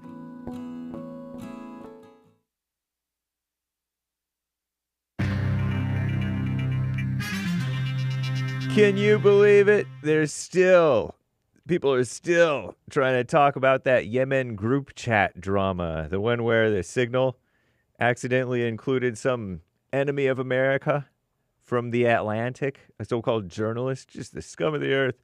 It's terrible. Old news, boring. And that Myanmar earthquake, Commie Nonsense has found a way to blame Trump. Because you know how we dismantled or at least defunded a lot of USAID, USAID, or whatever it's called? And now they're saying, oh, with this Myanmar earthquake, experts are saying America's not helping enough. Please, please. There's Joint Chiefs drama. I mean, speaking of the evil government. And there's some China tariff fun going on. A 52-year-old, I believe, actually, a 52-year-old Euphoria star from this degenerate TV show. I think it is pretty degenerate. Sounds like has Lou Gehrig's disease. Now they're trying to call it ALS. Terrible, trying to erase the memory of beautiful Lou Gehrig. Terrible. Also terrible. A 27-year-old Australian top model has died because she had brain AVM. Cerebral arteriovenous malformation, and she's gone now. Some people get that, and it's never fatal, but in her case, it was. Terrible. This is the end of hour 2 of the Jesse Peterson Show. It's Black Friday, April 11th, AD 2025. The lines are full. JLP will be right back to your calls. We'll get to the rest of the super chats, hopefully. But it is hake news, not fake news. After the Jesse Lee Peterson Show, thehakereport.com. I do more than just hake news. I do the Hake Report from 9 to 11 a.m. Pacific time right after JLP. And then after that, no Joel Friday on Fridays. You do the math. But we have the Fallen State with that guy, that fighter guy. Think I could take him? Is he black? No, he's not black. Anyway, a federal judge ordered the Trump administration to provide more details about how they're preserving the messages regarding the U.S. military strikes from that Signal app on the Houthis. Remember the Houthis with the editor-in-chief Jeffrey Goldberg of The Atlantic? Bunch of dumb drama. Whatever. Don't care. That Myanmar quake, where how many? 3,500? More than 3,500 people got killed on March 28th or on and after March 28th, a 7.7 magnitude trembler, and the aftershocks too. Damaged and destroyed at least 1,300 buildings, by the way. It supposedly exposed a major void in international relief efforts, so say experts.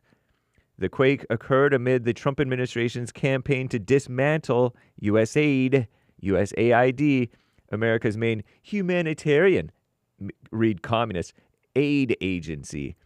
Since Trump's inauguration, thousands of USAID employees have been laid off. Nice.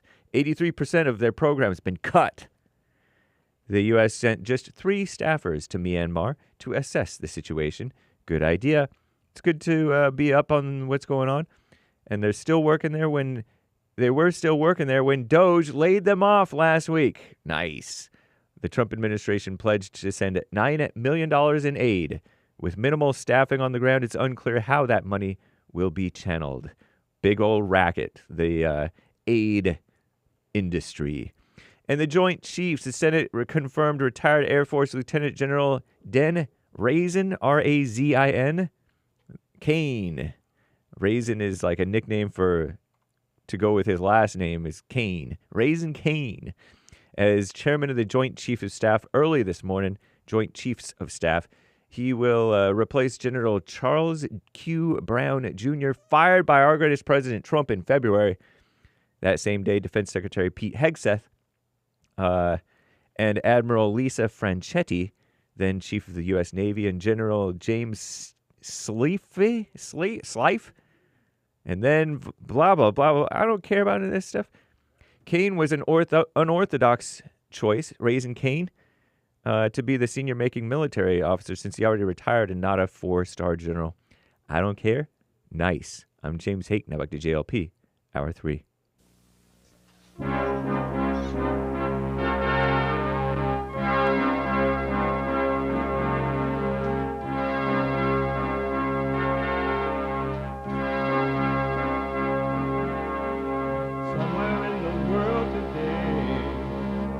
Feelings got to stand up strong. Think the truth about themselves to understand what went wrong. I know we can find a way. I know we can find a way. I know we can find a way to stand up, stand up, stand up.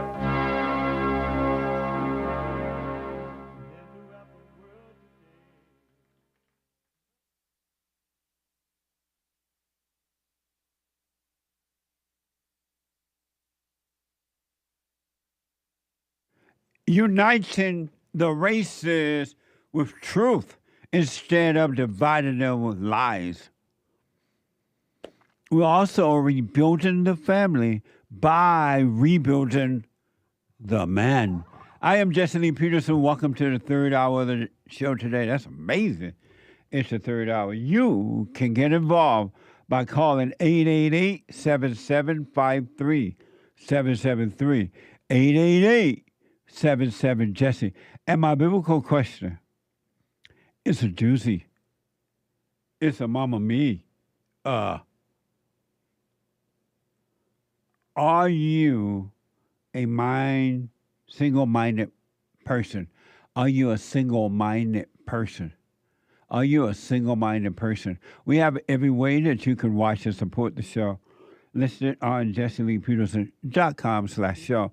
And if you're working out or taking your kids off to the public school because you don't like them, and you don't want to stay home and raise no children, you want to go to work and get your ego fulfillment. You love your ego more, you love children. No matter what you're doing, you can podcast, but you can be listening to the show on your iPhone, iPad, at work, at wherever you are. And you can podcast again, right? By calling the listen line at 605-615-4131. 605-615-4131. And to donate, and we're going to get to those super chats. To donate and have your comments read out loud, go to Buy Me a Coffee. BuyMeACoffee.com/JLP Talk. BuyMeACoffee.com/JLP Talk. Or Bond JLP Cash App. Bond JLP Cash App. It's Friday. It's the third hour of Friday. Let it be written. Let it be said. Let it be known. Fridays are now Black Friday.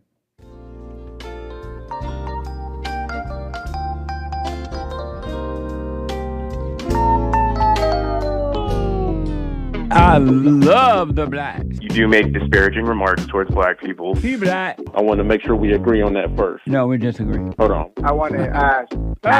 Well, and the things that you do, just like I say, I want to hate you, but something won't let me. Hey, what? What's wrong with the blacks? Maze love Jesse, and Jesse love Maze. What now from Ohio? Hey, Maze. It's Black Friday because I want the blacks to know they can be free again the way they were prior to the civil rights movement.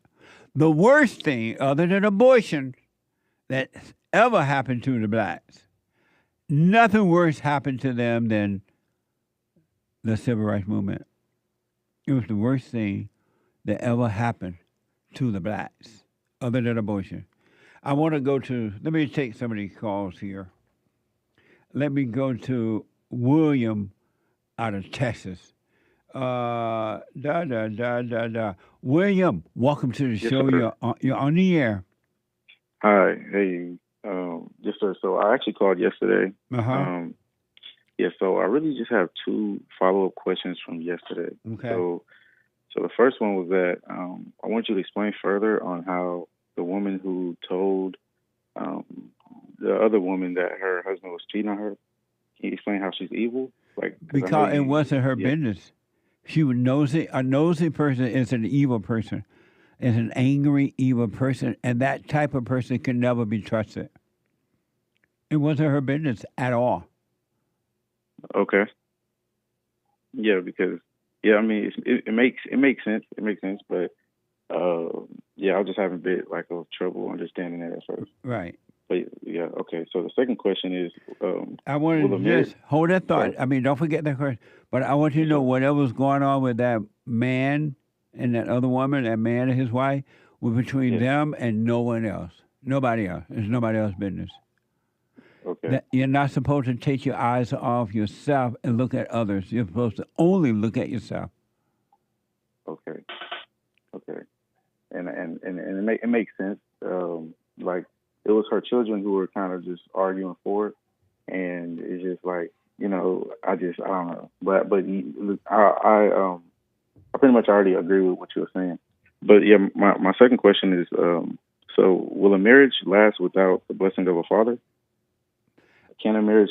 If a man and a woman don't love their fathers prior to getting married, it ain't gonna work.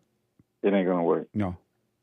Because, and the reason for that is because when you are separated from your earthly fathers, you're separated from God. Because if you don't love the Son, you can't love the Father. Through the Son, you go to the Father. Meaning, when you love your earthly father, whether he a beta father or an alpha father, if he beta, you're still supposed to love him, meaning don't hate him. And when you love your earthly father, you're loving God, because the earthly father represents God. Right. The same way Trump represents the father of the country. Yes. He said something like 100%. Something like that. Right. Trump is the father of the country, and he's doing an amazing job. All right. Now that's good. So just to I'm gonna let you go, but just to go to the first question one more time. You said she should just follow, like just mind her business, right? Yeah.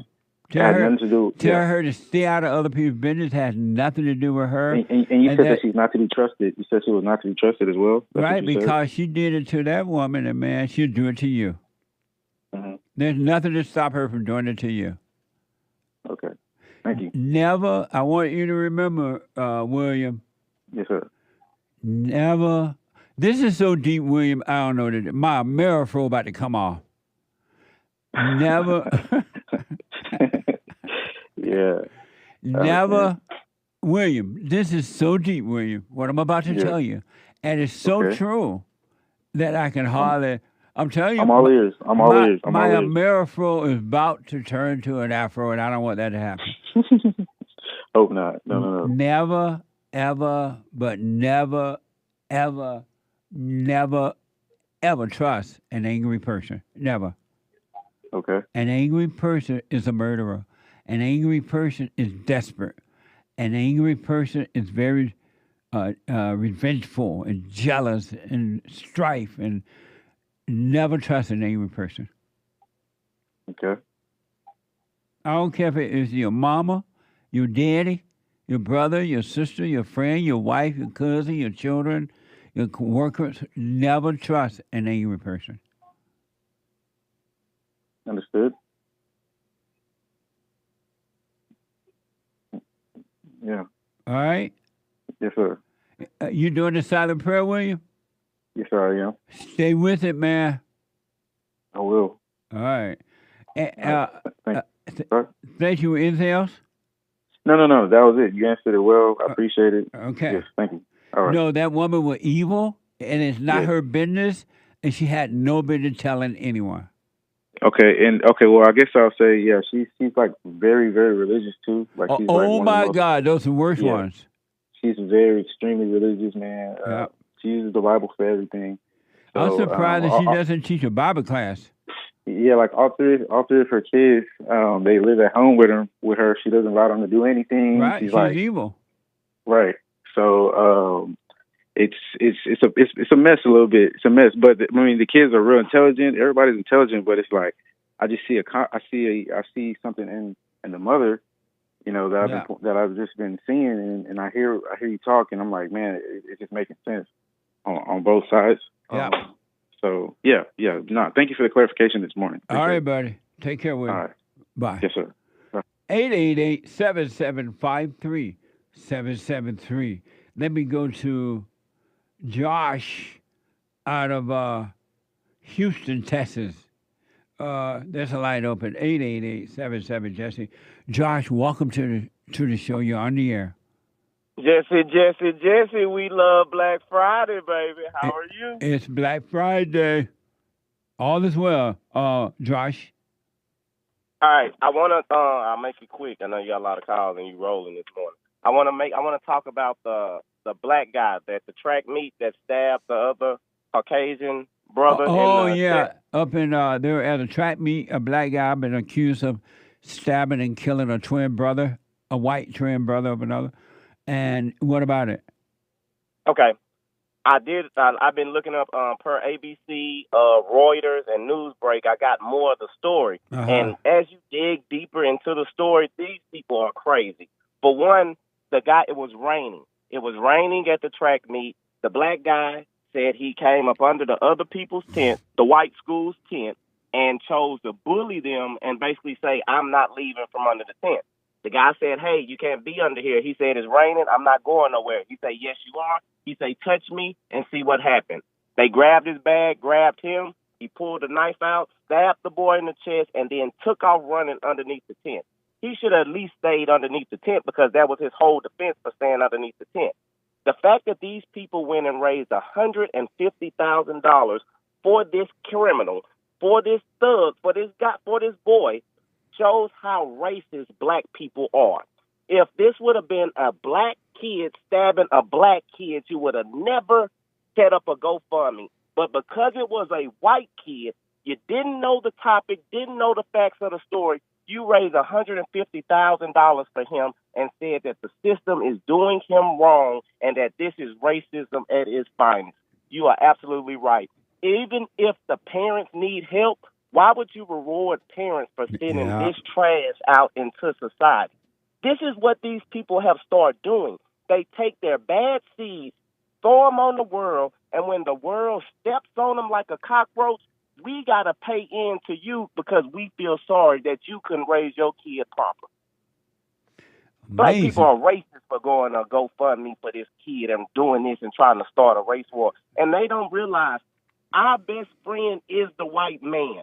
There is no other foreigner, race of people that will help the black people besides the white man. You see all these crazy liberal women, they're white sitting up here talking about go black sister, go black sister. Yeah. There's no foreigners over here helping us. That's right. Zero. Everybody hates us. But, man, Jesse, I just said, man, black people always talk about something racist. They're racist. One thing, you said a GoFundMe. They are evil for doing this because allegedly this black guy had been accused of allegedly killing this white guy. Did he grab his own bag to try to get his knife to stab this guy? Right. Right. I guess he had it on him. He was prepared for confrontation because he was prepared for confrontation. They grabbed his bag, and another student went to grab him. So they were going to physically remove him. He already had the knife on him. So was the knife in the bag? As far as you know, was the knife in the bag, or did the black guy? No, apparently per the story from Newsbreak and 13 ABC, he had the knife on him already. One kid went and grabbed his bag, another kid went and grabbed him. And when they grabbed him and grabbed the bag, during the confrontation, he said, hey, you're not supposed to be under here. Right. He said, no, I'm not going anywhere. He said, yes, you are. He said, touch me and see what happens. So he already had the weapon on him. So he was ready for them to remove him from the thing. And as soon as they touched him, that's when he stabbed. And then he grabbed his bag, took off running. So he had the weapon on him already, per the story from 13 News and Newsbreak. He had the weapon on him already because they were trying to say self-defense. But self-defense only kicks in if you're cornered in your corner. But you intimidated and basically antagonized them by saying, touch me and see what happened. You had a chance to leave the scene. You didn't. You chose to egg it on. Well, it's all kind of stories out there about it. But what I do know is not uncommon for blacks to gather together to support evil. blacks would not gather together to support good. They're doing that fundraising thing because blacks will always be there when you want to get away with doing evil. You don't have to worry about that. And according to statements, Anthony grabbed his bag, opened it, and reached inside and proceeded to tell Metcalf, touch me and see what happens, according to statements. What a mess, though, man. That fundraising idea is pure evil. But I'm not surprised. Whenever blacks do wrong, other blacks will show up overnight to support it. But if you do right, they ain't going to show up.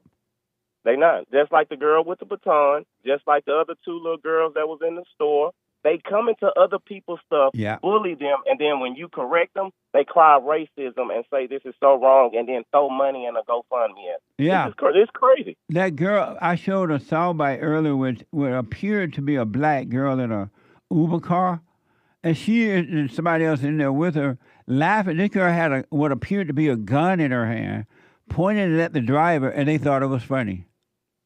If this gun accidentally goes off, you have just ruined his life. And the fact that you getting amusement, entertainment out of this shows your mindset and your concept and how dumb these people are. Not all, but most.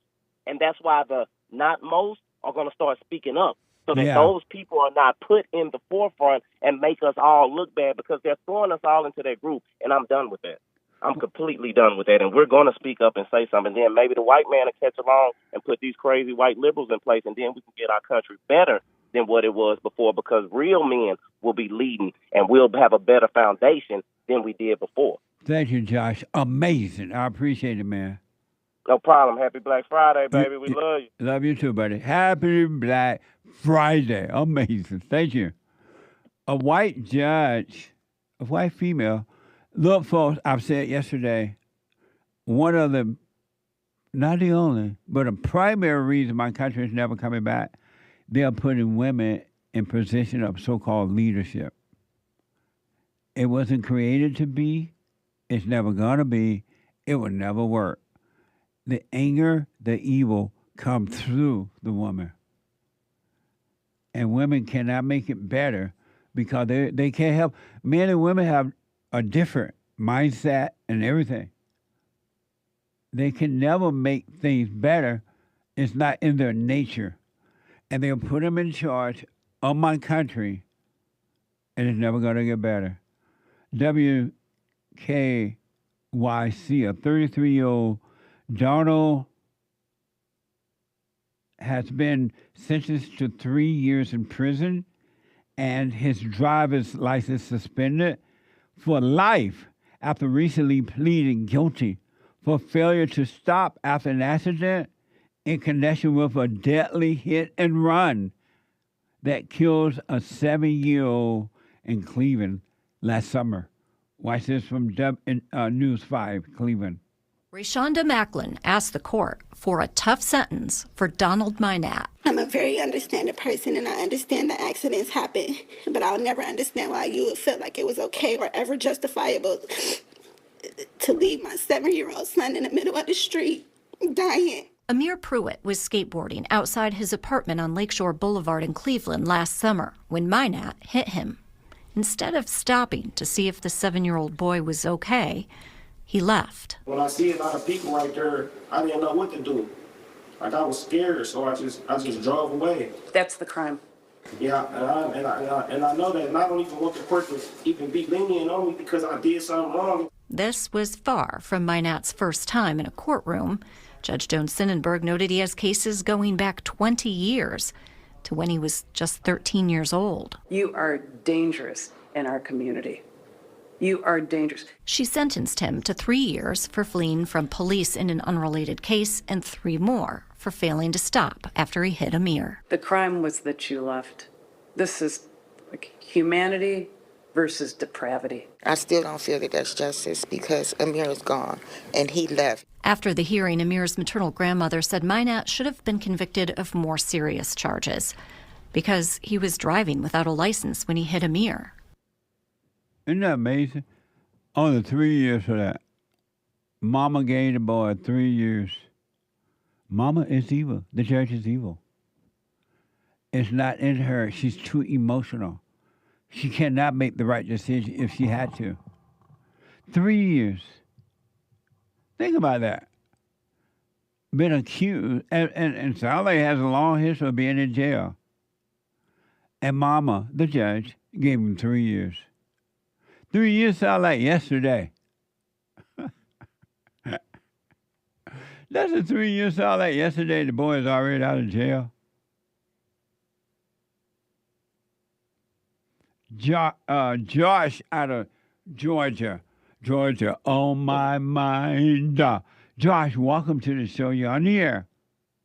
Hey, what's going on, Jesse? Hey, Josh from Georgia. Yes, sir. I was just calling to answer that biblical question, man. Are you a single-minded person? I can neither confirm or deny whether I'm a single-minded person because I see it as like the mind. I could see it as like the mind is probably just the devil. Yeah, so many. I have so many. I'm always back and forth, up and down, and conflicted. But there could be a mind that is.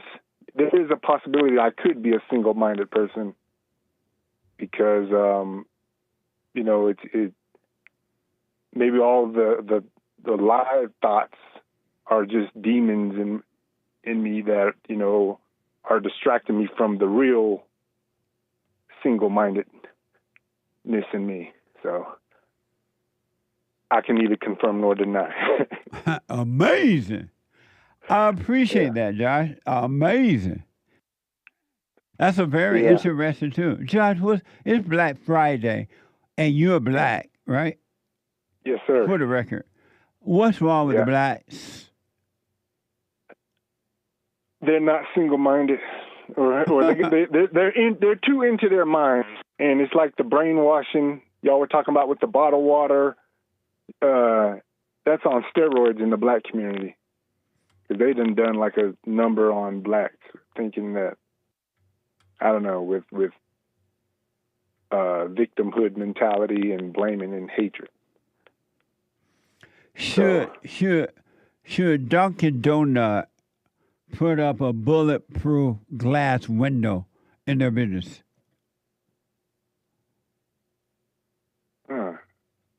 No, they shouldn't. If Dunkin' Donut decide to put up bulletproof glass window in their business, should anyone feel oppressed about that? No. Well, a Chicago man claimed he feel oppressed after a Dunkin' Donut man installed a bulletproof glass to protect its workers. He compared the situation to feeding animals in a zoo, saying, this is how you feed animals in a zoo. Watch this from YouTube. Donut shop, like, come on, man, what is this? It's crazy. Straight bulletproof glass through the whole thing, man. I mean, you can't even breathe on these people. Look how sealed this is. This is a professional seal. Like, you can't even talk to these people, barely. Appreciate you, man. Getting up every day and seeing something like this, bro, that do something to your mental up here. It tell you, like, this how you feed animals in a zoo, gang. Like, that's pretty much what it's telling your mentality. Like, I don't trust you. You feel what I'm saying? At what point do we be like, we tired of getting treated like animals, tired of getting treated like this? Like, bro, like, you telling me I can't even hand you my money, gang? He feel oppressed. Dunkin' Donut has bulletproof windows now because they sick of being robbed by the blacks. Well, yeah.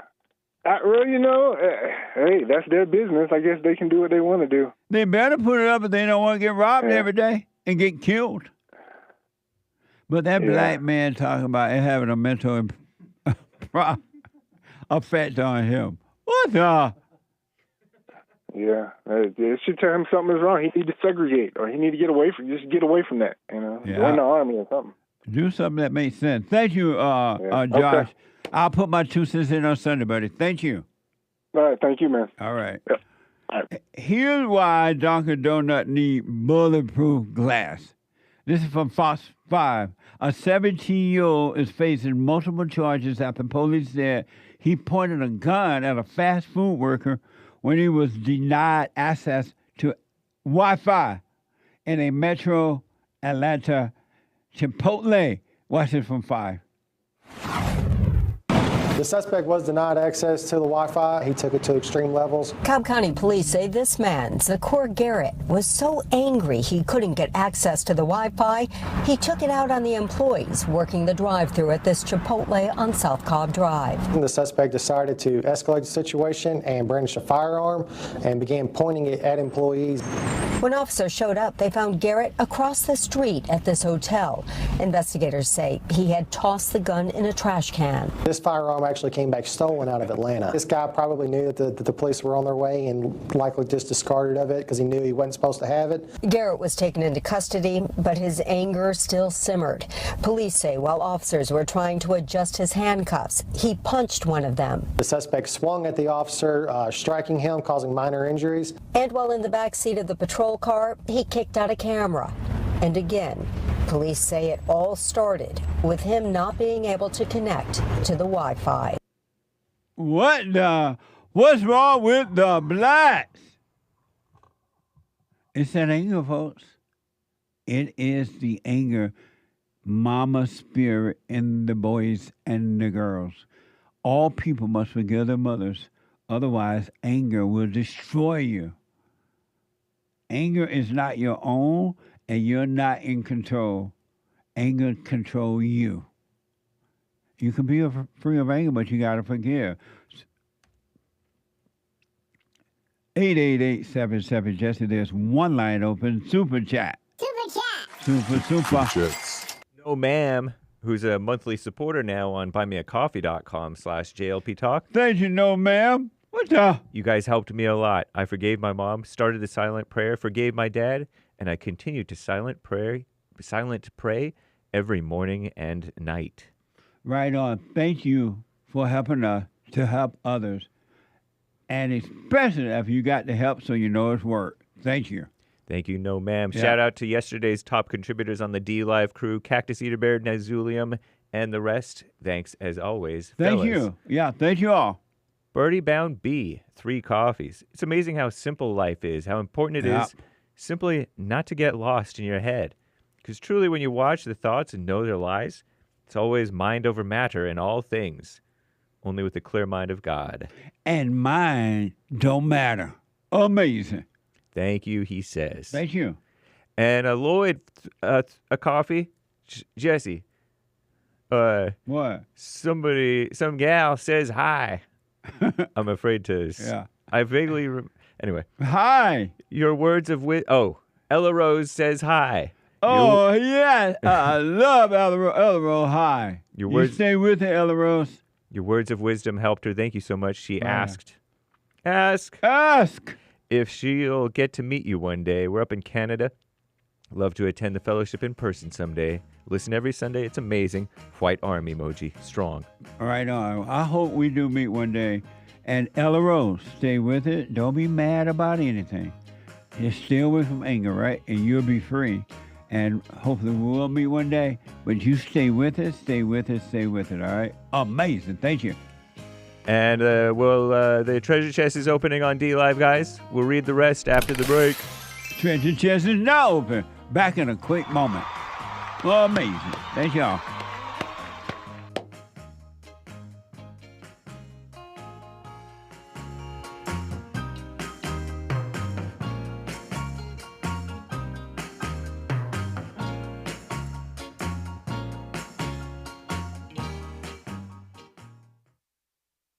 Check out Punchy's Coffee. I have my own coffee now. Punchy Coffee is good. Every bag is roasted to order. Freshest flavor. Top quality, specialty grade beads. Good. Every dime goes back to Bar, my nonprofit. And we are rebuilding the family by rebuilding the man. So when you're drinking coffee and enjoying it, just know you're helping somebody. Amazing coffee. Punchy has his own coffee now. What the? And it's so good. All the way from the plantation to my own coffee. Who would have thought? Did that coffee come from the plantation? Did I pick my own coffee? Check it out.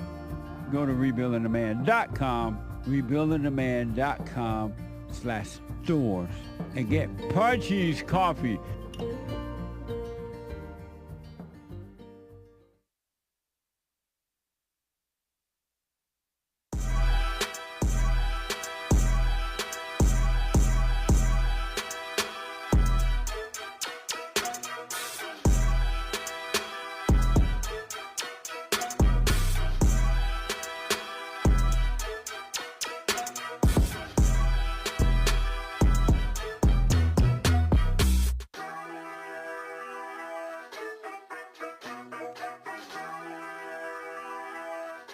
(888-77-JESSE). The Hake Report is coming up at the top of this hour at 9 a.m. from 9 to 11.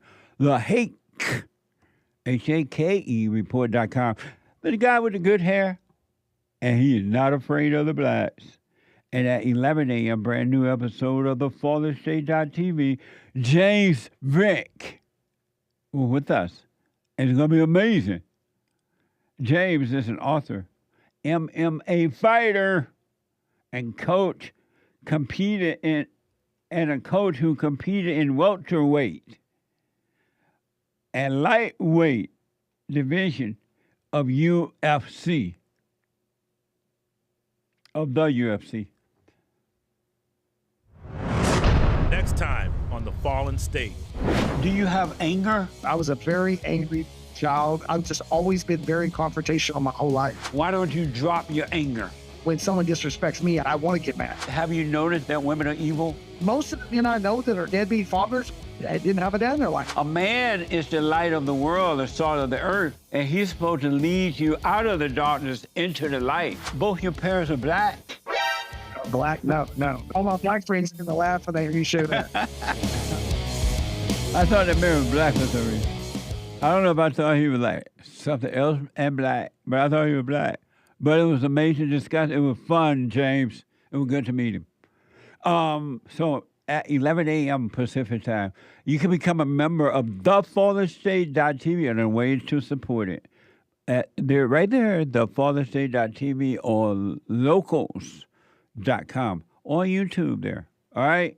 And then after that, the American Anchor Baby. The American Anchor Baby, a lot of people miss riding on plane, flying with you. Why don't you stop flying? And you don't have to tell us why if you don't want to, but will you ever start flying again?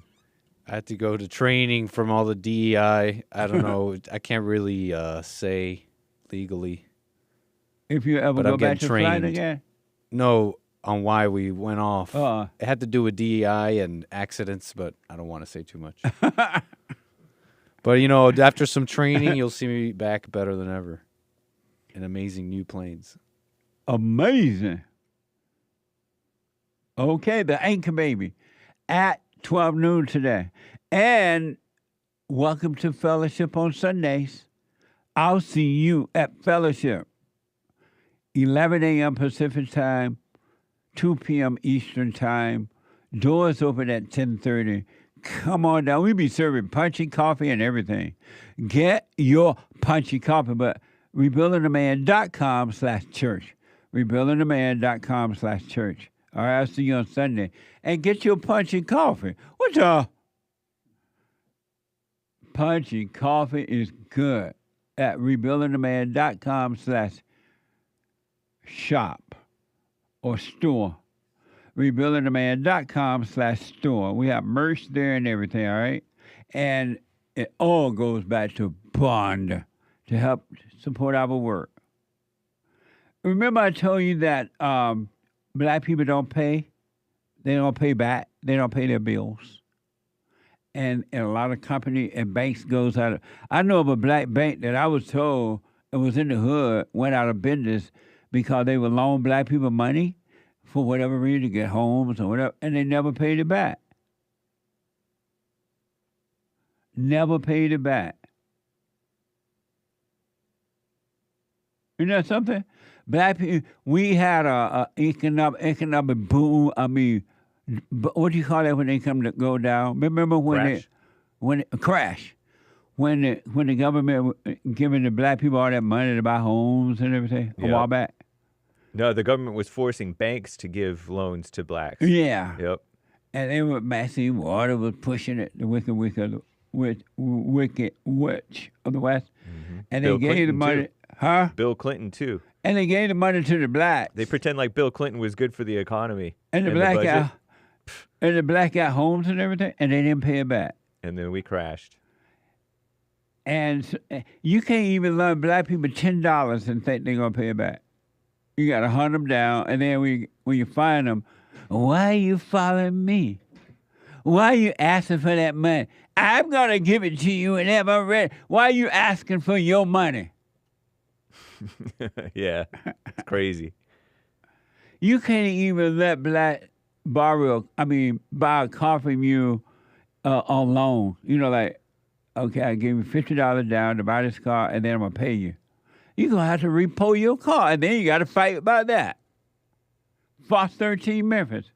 A Memphis repo man was in the hospital Wednesday after being run over by a driver trying to escape the tow truck. Watch this from Fox 13, Memphis. That victim we know is recovering tonight. So again, we are about to show you that video. Another warning, it can be disturbing to some. It shows that car backing over this victim's head and then taking off. What appears to start as a routine repossession quickly turns violent when a Memphis repo man gets underneath the wheel of a car and the driver backs over his head.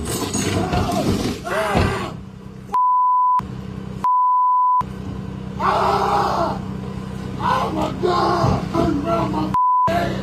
Watch again from the beginning as the tow truck driver grabs the chains to secure this red Ford Focus. A man runs behind him and hops into the driver's seat, turns on the ignition, and hits reverse. Memphis police say this unfolded just before 8 this morning here at the University Gardens Manor Apartments. As the victim screams in pain, a woman can be seen disregarding him, instead directing the driver how to escape. Blacks are a mess. Excellent. Black, excellent. But what in the world, why would that black tow truck driver saw the man coming? The black man running over them trying to get that car. You trying to take my car just because I haven't paid for it? What's that? And he yet went under the wheel. Hey, what's wrong with him? I can see the ego now saying, hurry up, put the change under there. I mean, you don't know what he's getting in the car for. You don't think that because he's sitting right up against, he's backed into a space, and behind that space is the curb and the grass. So you don't expect him to maybe drive off necessarily. Well, the repo man knew he was there to repo the car. Right. Right. You expect, maybe he's going to get something out of his car. No, he was running too fast to get somebody. That's crazy, man. But the devil told his mind to him, get on under that car anyway. Ain't no way I was going under that car. Consciously. Right. And somebody running to the car, and I'm the repo driver. A witness, and that black woman up there, according to the report, she tried to show the man with the car how to get out of there. I can't believe that the news showed that on TV. Why? Because that's way too violent to show on TV. But how would you know if blacks are excellent if you don't show that? At least blur it. No, it's black excellent, buddy. You are white. You don't understand. True. Instead of you doing stuff like you build cities, you build rockets to the moon. They don't mind being gruesome. A witness in the scene said she sold the car to the woman who then stopped making payment. So she called a repo man to take it back. Watch this. We're going to jail, boy. We're going to jail.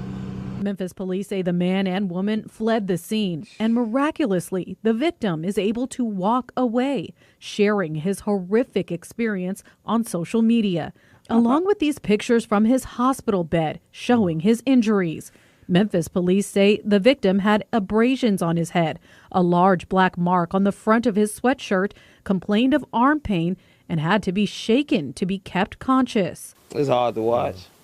It's real hard to watch. Neighbors who didn't want to be identified, all shaken by the video, but also concerned with how the whole situation played out. I feel sorry for him, yeah, but I don't think your job that important, bro. I don't think it's a person that tow cars. He probably should have seen, he should have looked what was going on and decided not to put his head under the car. Memphis police say a witness on scene told them they had sold that car to the woman in the video, who they say wasn't making payments. She told police she'd put the car up for repossession and contacted the repo man to pick it up. Now, once she tried to help that driver get out of there, she didn't want to pay on that car. Black excellent. This is why South Africa whites are building, according to the report, their own new South Africa. We're going to have to do that in this country. Blacks are a mess. A real mess. They have no love. And very dangerous.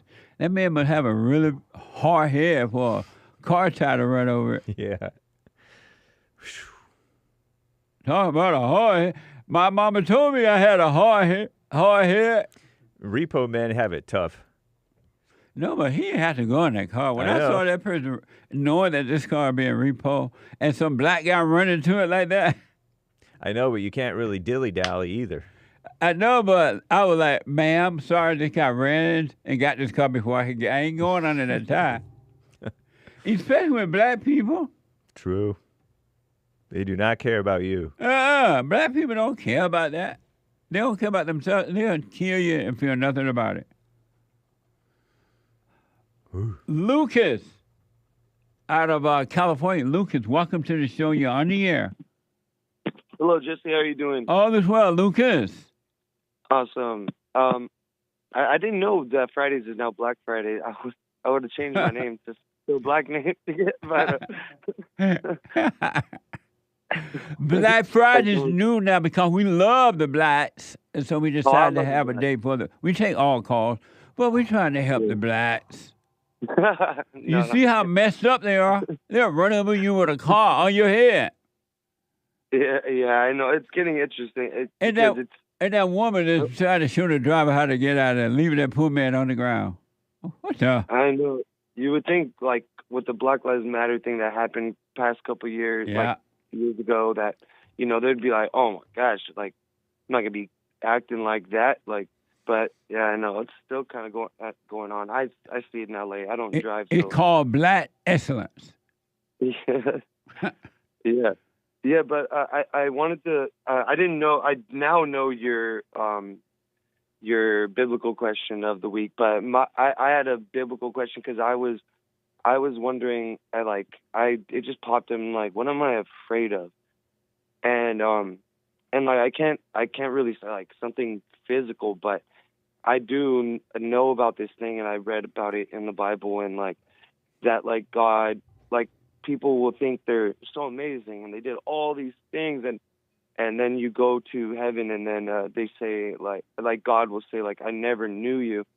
And honestly, that scares me because I'm stuck in this thing where I really want to work on myself, and I'm being very selfish, as in like almost like an introvert, and I want to be alone, and I don't really like going out, but I love going out. I love being around people, and I feel like I bring some type of thing, you know, when I go out, and then something tells me in my head that like God, it's like wants me to go out there and, like, you know, because I can be, you know, a light, you know, because everybody's just pretty much NPC in LA, and they don't like talking to each other. They don't say hi anymore or anything like that. And I kind of break that barrier. And so, like, I want you, should I be, does that make sense that I'm afraid No, fear is an illusion. There's no reason to fear anything. What about God, though? You fear God by appreciating what He's done. From when you reflect on how you've changed, that's what it means to fear God, to appreciate Him. Mm-hmm. Lucas, are you doing the silent prayer? Yeah, more than a normal person. Like, I do have a lot of time. Fear I don't is, work much. What? I don't work much. I probably would say I work on average 2 days a week, probably 6 hours on average as well. And are you black? No, I'm looking. I'm trying. I don't know. I guess my resume needs to be changed up or something. I'm sending it out there. And, Lucas. Yeah. You want to change your life, you got to change your thoughts. You got to stop thinking in the way you're thinking. Don't obey those thoughts and live your life. All thoughts are all lies all the time. Don't obey them. Just stop. Just obey them. What would happen to you if you stop obeying thoughts? If you did nothing that a thought told you to do, what would happen to you? I would feel very peaceful. How do you know that? Because I've woken up from dreams, and I have all these thoughts, and I'm like. And so, if you know that, why don't you stop believing thoughts and live your life? Yes. Yeah. No, that was the question. Because that's why I'm talking to you, because I need to. I really just the thoughts, but it's not that it's not easy. That's for it sure. is easy. I Just know don't it's believe right. them. Just don't do nothing that they tell you. Everything the thoughts tell you to do opposite. You'll be fine. Yeah. Okay. All right, Jesse. What would Thank happen you. if you stopped believing thoughts? If you never believed another thought, except go to work thought, get your meal thought, take a shower thought, drive your car thought. But other than thoughts like that, what would happen if you stopped thinking and never believe another thought?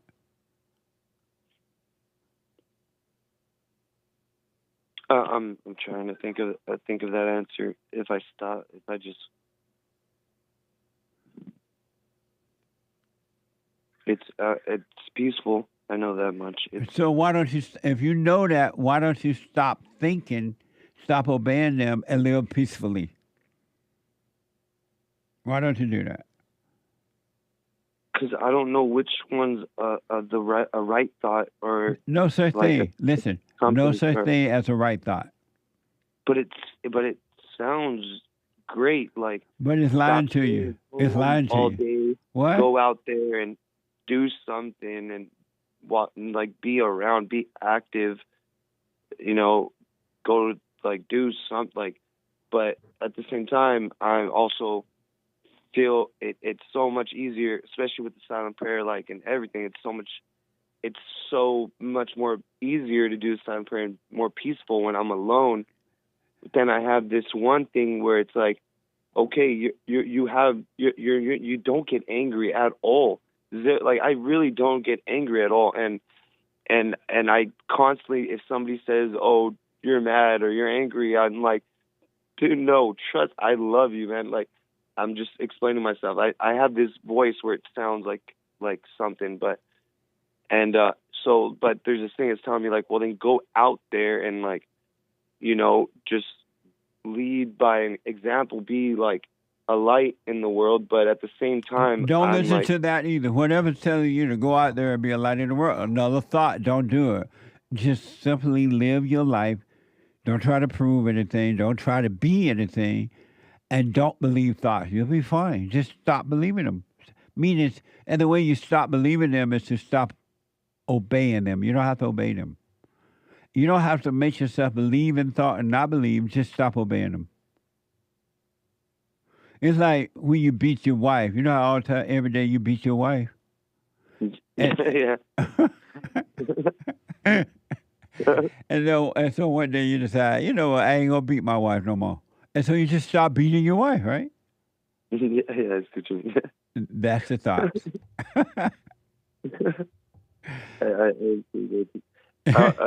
Lucas does not have a wife, folks. I'm playing around with him. Oh yeah, I know that. I was, I know it was like a. No, I'm telling the people you don't have a wife. Oh yeah, I don't have a wife. Yeah. Right. I never had a wife. But Lucas, I got to run because of time. Come to the fellowship on Sunday. So, oh yes, yeah, and also, yeah, I'll just see you Sunday. Okay. I do. Well, yes, yeah, Sunday. Yeah, I'll be there. So all right. I can switch my job to Saturday, and then I'll be free Sunday. Okay. And yeah, okay, I'll do it. Yeah. All right, buddy. And talk to you then. All right. Okay. Thank you, Jesse. Okay. All right. Bye. Super chat. Super. Super chats. Lloyd bought our coffee. We made up a melody inspired by you and often sing it in the car. Come on, hey, sing. Keep your mind where your body is, and it'll take all your troubles away. Facts. I don't think that's the melody, but I tried something. Doubt it. He asked me to sing. I sang. He didn't give me the melody. Someone bought a coffee. Thank you. Thank you, Lloyd. Yeah. Hi, Jesse. Satan's been putting some thoughts on me recently. Been giving me a pain I don't think I ever really felt. Almost like a new feeling I've never experienced. I'm staying calm, living in it, watching the thoughts become weaker and weaker as the days go by. Isn't that amazing? Amazing. Stay with it, stay with it, stay with it. Amazing. Popcorn's thump keg. Jesse, I've heard you tell several callers black people can't run anything. Everything they touch turns to dust. Yes. You founded Bond 30 years ago. Has Bond turned to dust, or is it still running? Because I'm not running it. I have no control. God doing it. Really. But I'm from the old school anyway. Blacks from the old school before the Civil Rights Movement, they were doing amazing things. They had businesses, they had land, they had family, but they stopped during the Civil Rights Movement and they forgot. They lost their way. So that's what I'm talking about. If you were the blacks, how would you have destroyed it? Huh? If you were the blacks, how would you have destroyed I would have told them that. the company? I would have told them, what? How would you have destroyed Bond if you were the blacks? If I don't understand that question. Never mind. Okay. If I were black, how would I destroy Bond? Yeah, if you were one of them. I would have been needing government programs. I would have been using the word racism. I would be blaming white people for the black problems. I would be doing crazy stuff like that. I get it. Thank you, Popcorn. I think I answered that. Thank you. Joey bought 5 coffees. You guys need to make a shirt that says, "It's in the Word." God bless you guys from Joe and Casey. Thank you. It's in the Word. Amazing. Thank you. Uncle Ruckus. Every morning I thanks the white man for breathing his air. Right on. He also says, be grateful. Uncle Ruckus also says with another, "Don't give your money to the blacks." That's right. Amazing. It's a bond. Blunt Wit says, "Get a haircut and get a real job, dirty hippies. Happy Friday, everyone." Coffee Get yourself an Amerifro, not an afro. Amazing. Thank you. Thank you, Blunt Wit. Jesus says, thank you. Thank you, Jesus. Let me thank you all because of time. Okay. Let me go to David out of Chicago. David, welcome to the show. Because of time, you're on the air. Hey, how you doing, Jesse? All is well, David. We have about a minute and a half. All right, I got you. I'll speed run through this. Okay. So how do you deal with family squabbles, especially when they turn off the show? Okay. Real fast. Yeah. Gotcha. Okay, go ahead. Yeah. How do you deal with family squabbles, like problems and issues you have with families when they tend to constantly try to put you down for no reason? And number one, you stay away from them. Don't be angry, but have nothing to do with them. And number two, don't give them your money or your time. Just work on you. You're not obligated to do anything for them at all. Your obligation is to work on yourself so you can overcome your fallen state. And then the light of God will show you how to help others. All right. But that sounds good. Yeah, get away from there. I don't care who it is, your mama, your daddy, your adult children, your wife. Just stay away from them. Don't be angry and work on you. Gotcha.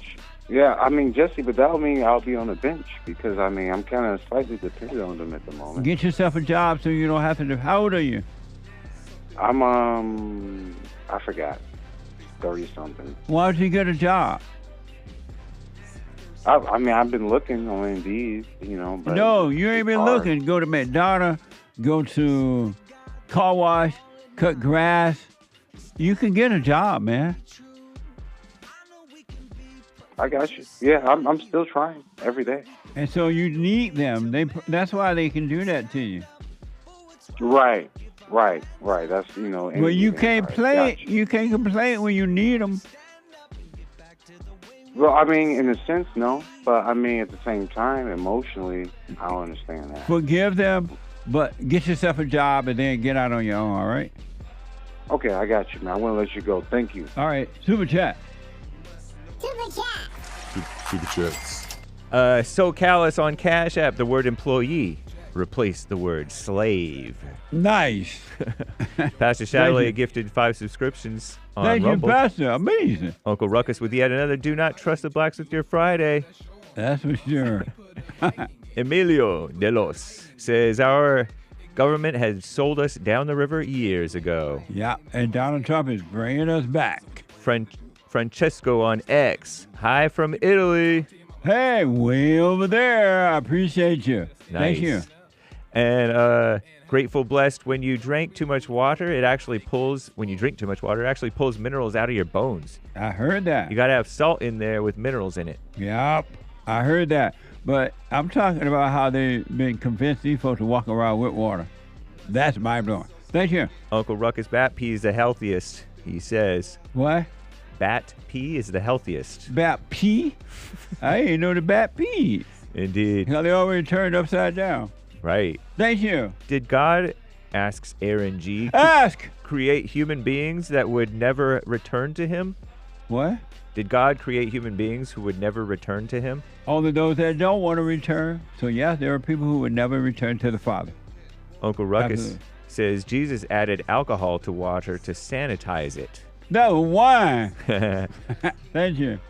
And Commander Kim, if everyone in California carrying water, why didn't they help put the fires out? What the? That's a good point. Derek, go put the fire out. And we'll have to read the rest of your super chats tomorrow, guys. All right. Or Monday or whenever. Thank you all. I'll see you at church on Sunday, the Hate Report, and then Father's Day, and then the American Incubate, and then bye. Thank you for your support.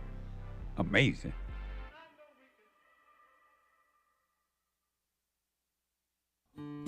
We have a counseling service, and I have to admit, thanks to God, it is the best counseling service on this side of heaven. I counsel with men and women, families, individuals around the world. Most people are unhappy, they're miserable, they have rough lives, they're depressed, suicidal, young and old, of all races. I understand, I know why, and I do understand it. Because exactly what's happening in me is happening with everybody outside of me, inside of them. And I've noticed that with those who really want to understand, they overcome it just like that, out of one counseling session.